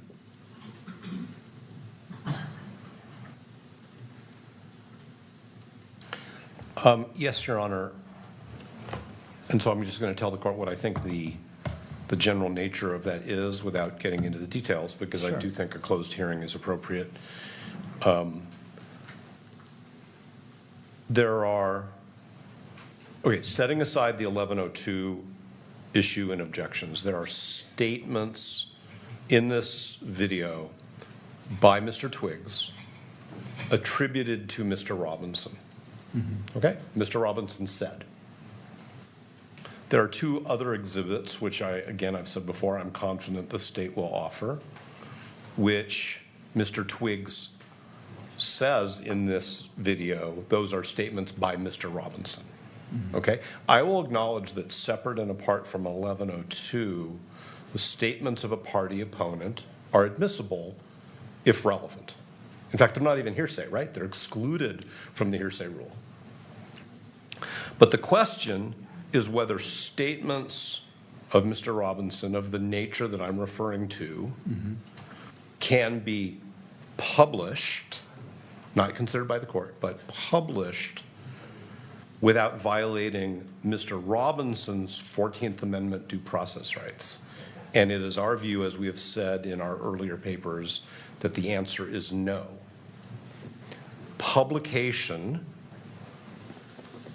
especially on in the way this proceeding is being published, would violate Mr. Robinson's due process rights under the 14th Amendment. We previously cited, and the reason why I'm saying this again is not to reiterate something just because if you say it twice, it means something different, but because my colleagues have suggested that maybe my argument earlier was not clear enough. And so I want to make sure it is clear so that the court makes a decision based on the arguments of counsel. The United States Supreme Court said in Estes, E-S-T-E-S versus Texas, 381 U.S. 532, the following. In Rideau versus Louisiana, and that's R-I-D-E-A-U, this court constructed a rule that the televising of a defendant in the act of confessing to a crime was inherently invalid under the due process clause of the 14th Amendment, even without a showing of prejudice or a demonstration of the nexus between the televised confession and the trial. I am not calling the statements of Mr. Robinson confessions, but that is what the state will call them. And so there are portions of this exhibit and the other exhibits that I've referred to which implicate Mr. Robinson's right not to have what the state calls a confession televised. This court has authorized the televising of this proceeding. And there are reporters in this courtroom who will go outside and speak on what we used to call television. That opinion was from the 60s. Now we have other forms of technology, but I'm just going to use what the Supreme Court says because it's the Supreme Court. So we are very concerned that the publication beyond this court's eyes of what the state will call confessions at trial violates Mr. Robinson's due process rights right here and now today. And I know that we said that before in the litigation, but now we're exhibit specific. If I haven't been clear about the argument, I want to make sure I'm clear about it, because the court's decision to allow this video to be televised and the other two exhibits to be shown to the camera in the back of the courtroom is exactly what the Supreme Court says violates the 14th Amendment. So, and I appreciate that clarity, and perhaps, and again, if you want to go into closed hearing, we can do so, or if you want to refer to the pages. So I want to know exactly what you're referring to, whether it's in that 3255 through 3548, which is being excluded, or is it in the It is not. It is earlier, and it's also the two other anticipated exhibits. So we may as well deal with all of it at the same time. It's probably easier to do it in a closed proceeding because nobody has to be obtuse. I don't have to be obtuse in order to protect my client's rights. No, I appreciate that. And it actually prompts, in order for me to get to that, I do want to ask the state, are you intending to introduce the text messages as an exhibit in this proceeding, the preliminary hearing? Yes, Judge, we will be attempting to and moving for the admission of the text thread, the Discord thread, and I think, and the note that is referenced in Mr. Twiggs 1102. All right, and let me take one step at a time, just for clarity. And again, Mr. Novak, I really do appreciate you being so precise. It's helping me parse it out so we can address it, because it's important, and I recognize that you're advocating for your client, and so I want to give it its due time. The text messages, from my understanding, and either side weigh in, my understanding that those were released to the public months ago in their entirety. Judge, if I may, they were not released in their entirety. Portions of them were placed into the charging document, the information that supported, in part, the charges that the state has filed. We did not put the entirety of them in. And now we wish to publish more of them than were included in the charging document. I see. For some reason, I thought it was as part of an exhibit for a motion, but Mr. Novak, I'm not sure if that's ringing any bells. I'm aware of the issue that the court is commenting on. I think the state needs to account for its decision to publish text messages that directly implicate the Supreme Court law that we're talking about. And don't want to pretend that I can anticipate what the court's concerns are, but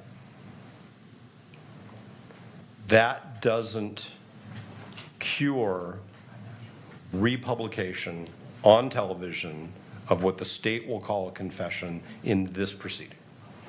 So in other words, this is not like, oh, the cat's out of the bag or the barn door's open. This is another opportunity to violate Mr. Robinson's constitutional rights. And I'm not at all suggesting that somebody is intending to do that, certainly not the court, and I'm confident that the state's counsel would never intend to do that, but that would be the consequence of further televising what the state refers to as previously referred to as confessions and certainly would refer to here in this proceeding as confessions.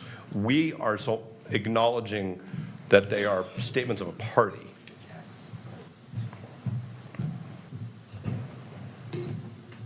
We have not filed anything in this case that publicizes the text messages, the Discord chat, the note which Ms. Hunt is mentioning, and now that Ms. Hunt has said that, yes, we want this note to be presented into evidence, and the court knows what this note is because the court's now watched the video.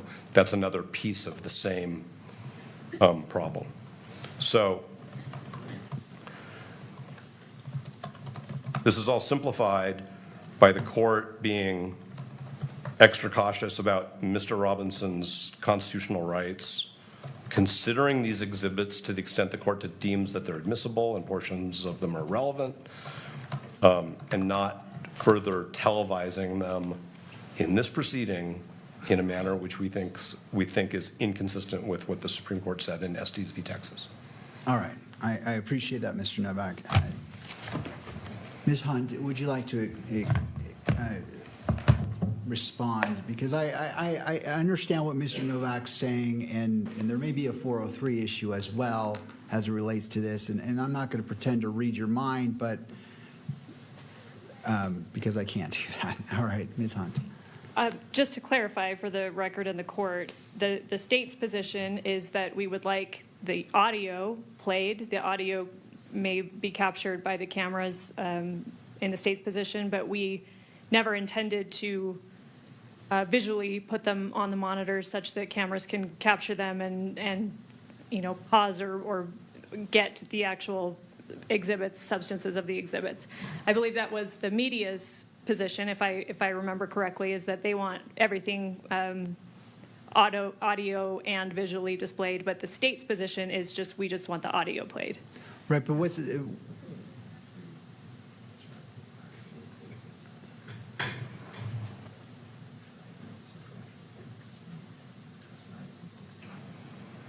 so I'm just focused on 16 right now. Okay, yes, and that's the state's position with regards to Exhibit 16. All right, so help me understand, what's the difference if the audio's played or the video's played on what the court is identifying is, well, first of all, 16 is admitted, so that threshold has been met, but we're dealing with the publication in regards to what is publicized, because this is going to Mr. Novak's argument about publicizing that is different than the court simply reviewing it in its own privacy. And I don't want to misstate your argument, but I believe that was one of the distinctions you made. The distinction that Ms. Hunt is drawing is, I think, what people call a distinction without a difference. It doesn't matter whether it's audio or video, and it doesn't matter whether it's on a television or on the internet or on the radio. It's going to be broadcast. And so it doesn't really matter whether it's audio or video. And it's actually not Mr. Robinson's video, it's Mr. Twig's video. And when the court mentioned 403, yes, I think the court did accurately read my mind, which is fine with me, but it's unfair prejudice of a constitutional dimension, and 403 is a rule of evidence. All right, so Ms. Hunt, as it relates to that publication, help me understand whether it's audio or video. What's the difference there? Help me understand that. I disagree that it's a distinction without a difference. As we've discussed prior in this hearing, UCJA Rule 4-202.02 sub 2 sub J states that exhibits are presumed to be public court records, and it does give the court discretion to regulate access when necessary to protect the integrity of the exhibit or ensure a fair trial. So I do want to recognize that. But that discretion should be exercised narrowly, as we've talked about before with publication regarding this case. What the state is proposing, we believe, is a narrowly tailored accommodation. We don't want to display the full exhibits. Obviously, within State's Exhibit 16, the video of Lance Twiggs, he is shown, and it can be seen, exhibits that the state will then in the future, move to admit 16.1, 16.2, the text threads, the Discord threads. So we're thinking that if it's displayed visually, what the cameras will be able to do is pause that, duplicate them, replicate them, essentially have access to those exhibits. What we're trying to do, and maybe they can do the same thing with I'm sure Mr. Novak will say they'll do the same thing with the audio. But hearing the tone, the context, all of that, that's why the state chose to do, we could have done a written 1102 statement from Mr. Twiggs. We chose to do, as is allowed by 1102, we chose to do a recording because that's how the state is choosing to present this evidence. We believe that the appearance or the tone, the context, hearing Mr. Twiggs actually talk and talk through these exhibits, talk through his experience is a meaningful way of presenting our evidence. And so that's the difference we're seeing. I see. Obviously, it's up to the court's discretion on how publication is to be made here. We've made our arguments generally about that issue, and we'll submit it to the court. Our prime issue is that the exhibits be admitted into the record, that the court consider them as part of the preliminary hearing standard and bind over, but we'll submit it to the court on publication. But that's the state's position. All right, Mr. Novak. I learned a long time ago that when the opposing party says, Your Honor, we're submitting on it, there's a suggestion that maybe the court is going to make a ruling which doesn't require more evidence, more argument from me. But I am going to say that it is fair for Ms. Hunt to say, Your Honor, we wanted the court to see the witness and hear the witness so that the court could make reliability determinations. Because as Your Honor has said, that's really up to you. That's a different issue from the constitutional consequences of electronically publishing what the state will call a confession. Now, I've changed the word from television to electronically publishing because I'm trying to be in the 21st century, and the Supreme Court used that word in 1963. Sure.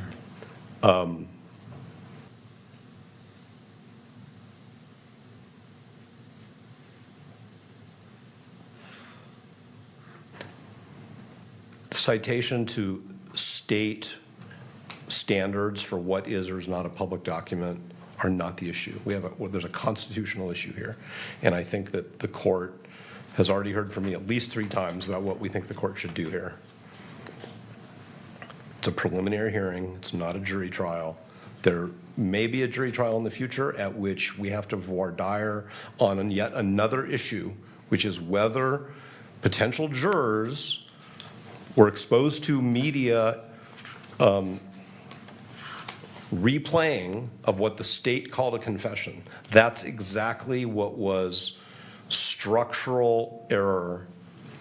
There was no prejudice question in Rideau versus Louisiana, and that's why in Estes v. Texas, the Supreme Court said, we have a rule. You can't televise what a prosecutor calls a confession before trial. Thank you. All right, thank you. I appreciate both parties advocating and arguing. It's helpful for the court.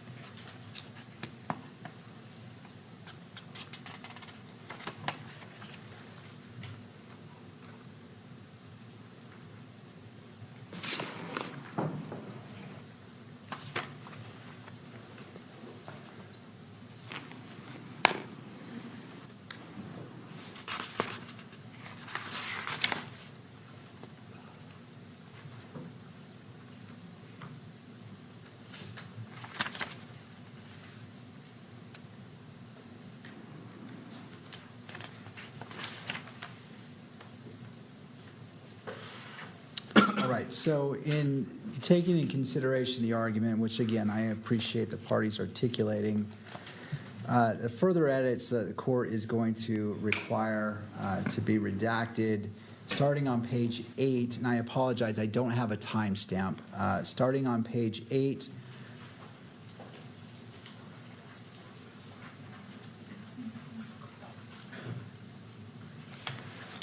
and, sorry, I'm just trying to...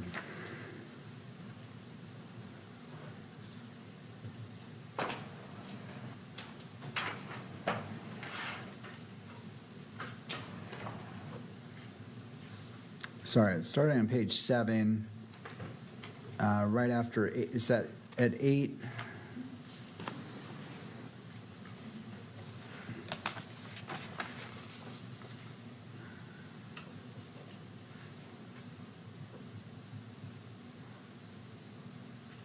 Well, let's start. Starting on page 6.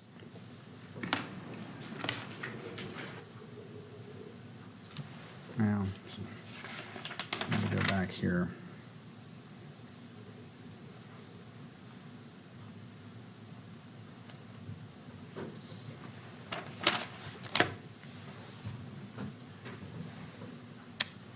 Starting on page 6, after 6 minutes and 56 seconds.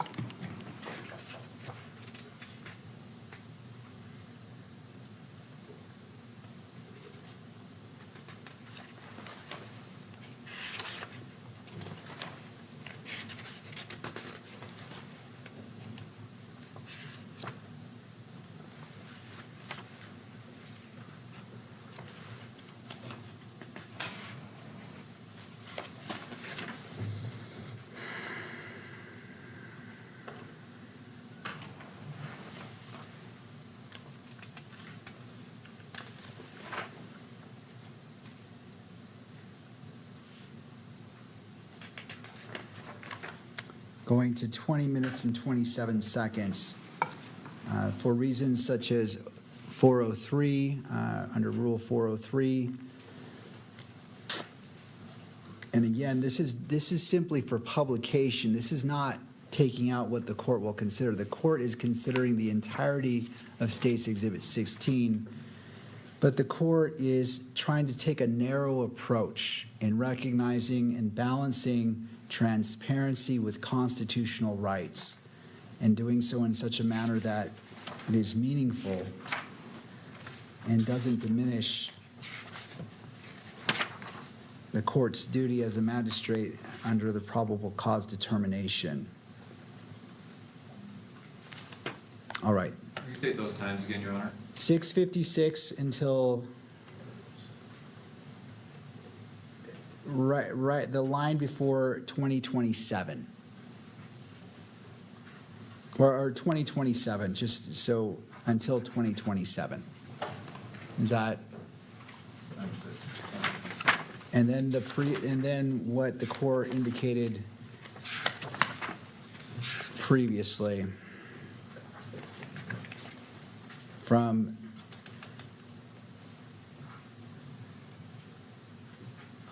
$32.55 until $35.48.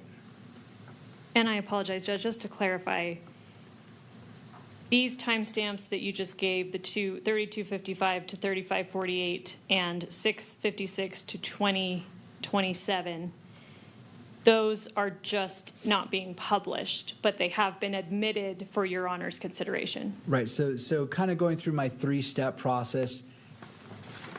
Exhibit 16 is an entirety, not the transcript, but because the exhibit is not the transcript. The exhibit is the video. That has been admitted in its entirety for the court's determination as it relates to this case. So what I'm talking about here is this is only what will be published in the courtroom and and captured by the video is the differentiation. So what's being redacted, for the lack of a better word, or cut out is what's going to be published in the courtroom, not what the court's going to consider. The court's considering it in its entirety. The court's not going to redact anything in here.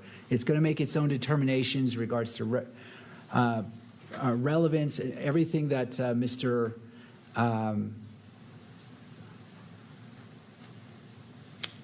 everything that Mr. Novak noted. I'm taking that in consideration and making those determinations, which the court will do again, because this is not something you do watch once and then make your decision. This requires analysis, and the court is committed to doing that. But hopefully that gives you an idea of where, as it relates to publication. Yes, thank you. All right, to the media.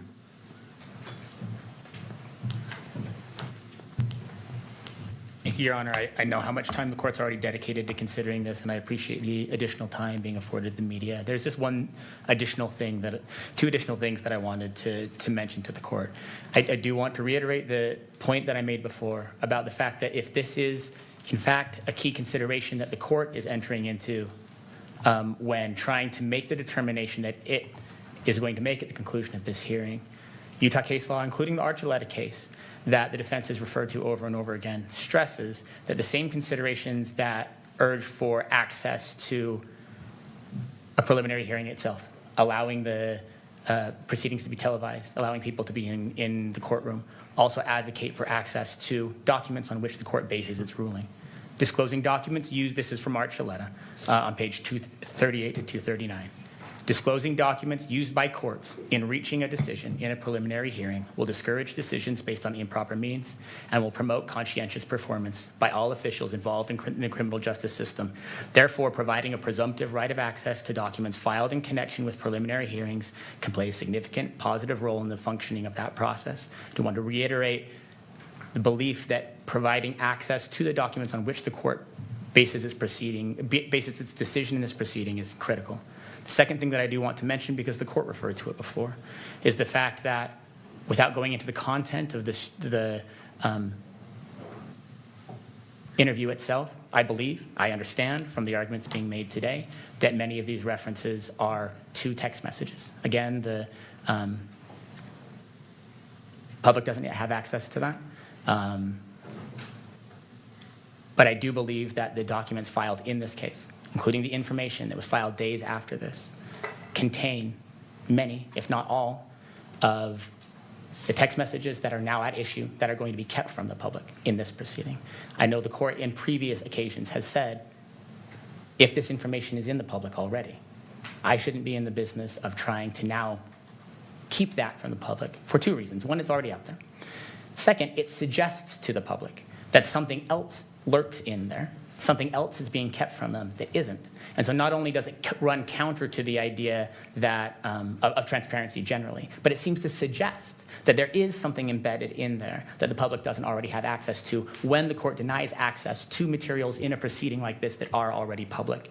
And so I again, recognizing how much time the court has already invested in this, I believe it's wise, and I believe it would help avoid potentially making a mistake that the court later on then thought, oh, I wish someone had brought that to my attention, to check whether or not any of the materials that are now under consideration to be withheld from the public are actually already in the public's domain because they are part of the information and probable cause statements that were filed at the outset of this case. That's all I had, Your Honor. Thank you.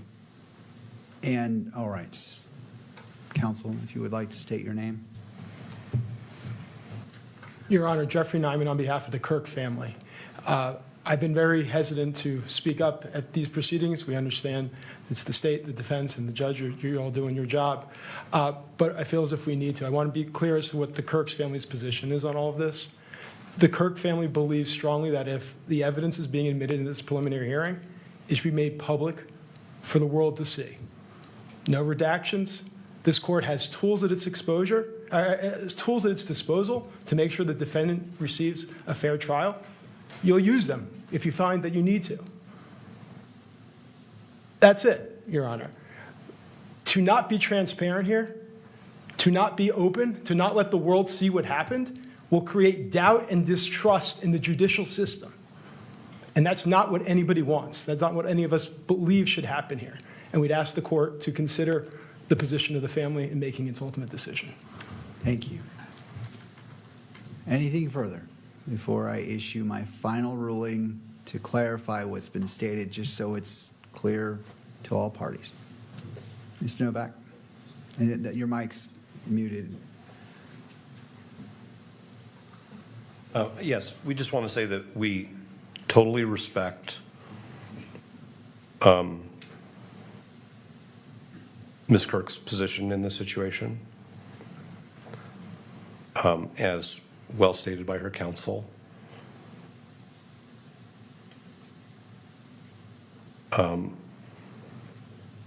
Media counsel's suggestion that because the state, in our view, improperly disclosed what the state is going to call a confession in charging documents does not mean that this court can just let it go. This has been the most transparent criminal proceeding I've ever been involved in, and I am sure it will continue to be transparent. But there are some things which the Supreme Court has said the public has to wait for the jury trial in order to hear evidence, because the number one preeminent question is how do we protect Mr. Robinson's right to a fair trial? And with all due respect to the Kirk family, and with all due respect to the media, and with all due respect to the public, the number one concern in this proceeding is Mr. Robinson's right to a fair trial, which means a jury which has not been exposed before it's in this courtroom, under this court's supervision, with this court's guidance, to pretrial information of this nature. All right, I do have a follow-up question for you, Mr. Novak, returning to the Estes case. It's an important point. I want to make sure I fully understand it before I issue my final ruling. My understanding is Estes cited to a dissenting opinion in Rideau. Rideau, yes. Rideau. My French is bad. Mine too. That constructed a rule that publicizing a confession runs afoul of the 14th Amendment. But that didn't appear to be the holding. It was the opinion talked about coerced confessions being put out to the public. Could you cite to Estes that supports? The portion that the court is looking at is exactly what I would read to the court. It says, we constructed a rule. Now, I understand there's a parentheses there where it refers to a dissenting opinion in Rideau, because I think that was a case where there were multiple opinions. And we all understand how complicated it is to figure out what comes out of a Supreme Court opinion when there are multiple concurring and dissenting opinions. But what the court says in Estes is that televising, I'm going to paraphrase a little bit, televising what the prosecution calls a confession de facto violates a defendant's 14th Amendment right to due process without a prejudice analysis, without even looking at what happened in the trial vis-a-vis that earlier televised analysis. So yes, we could go down what lawyers like to do, we could go down the rabbit hole of what were all the different opinions in Rideau and why is Estes citing to a dissenting justice. But what Estes said is we constructed a rule. It's not a reference to a dissenting opinion. And I think when the Supreme Court says we have a rule, we should just take it at face value that that's the rule. I understand what's in parentheses there is a little confusing, but what the Supreme Court is saying in Estes is we have a rule. And if I may have one moment.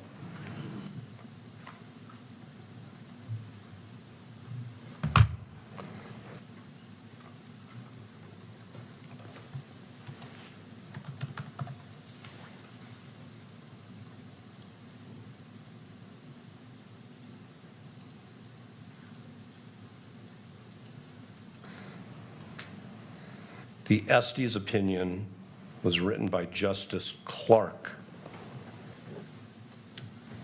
There was a concurrence by Chief Justice Warren, Mr. Justice Douglas, Mr. Justice Goldberg, and then there were dissents by Justices Stewart, Black, Brennan, and White. So we could spend some time deconstructing that, but it's a 5-4 opinion of the United States Supreme Court saying what rule they adopted in Rideau versus Louisiana. It's a 5-4 opinion. And I would have to sit down with the cases, just like Your Honor probably is wishing it had time to do right now. The court had time to do right now, but it's a 5-4 opinion of the United States Supreme Court saying what the holding in Rideau is. Thank you. All right, I appreciate that guidance, Mr. Novak. So taking into consideration all the factors, the previous edits, starting at, I believe I said, starting at 6 minutes and 56 seconds, going to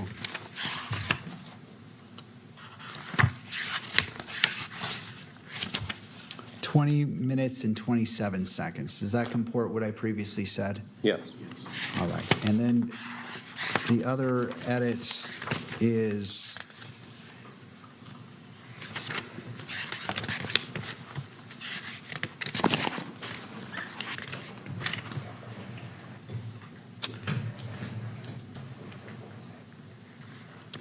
from 32:55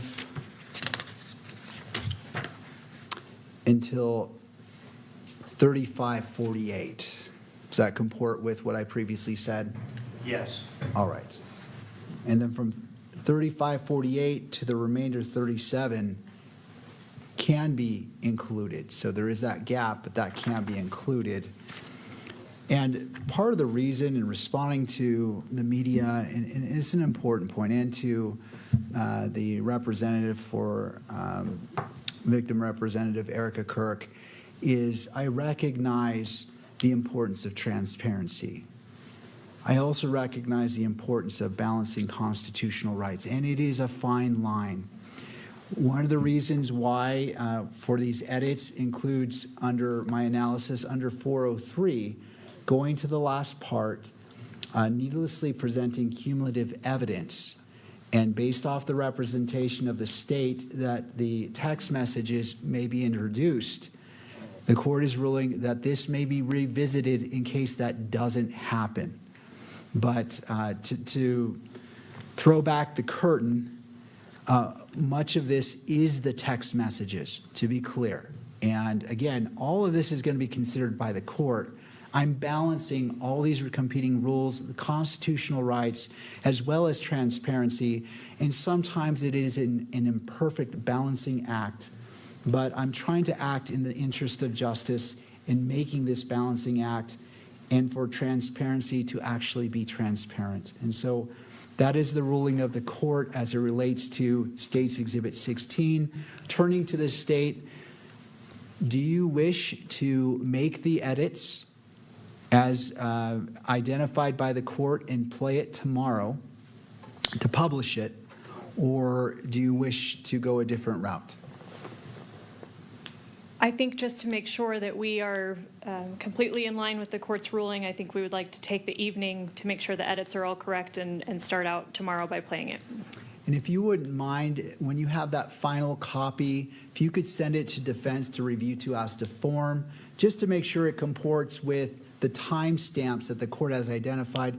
And I know this has been a long conversation, but I just want to make sure everyone understands, okay, this is what the court said, and we're all on the same page, that what is before that's being presented reflects that. So not downing the state, simply allowing everyone to review it before it is introduced into court. Absolutely, we will do that. All right. On this issue, anything further? As to this exhibit, no. All right. Well, Ms. Hunt, let us move forward. Being that you indicated that you're going to prepare this for tomorrow, how would we like to proceed for the remainder of our time together? If you're going to have just a moment. Of course.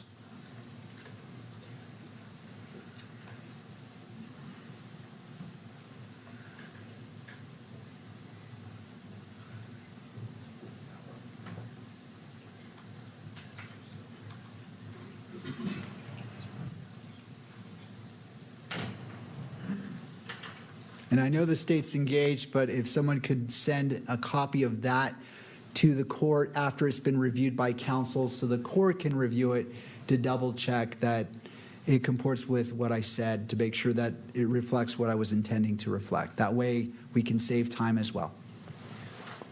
Thank you.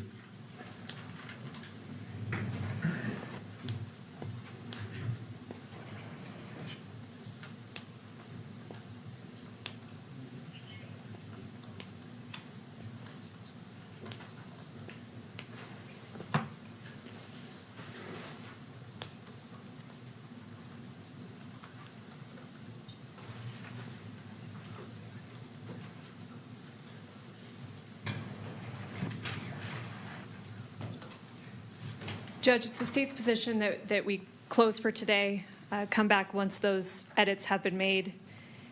We can start tomorrow with that and proceed from there. All right. Any opposition from defense? No, Your Honor.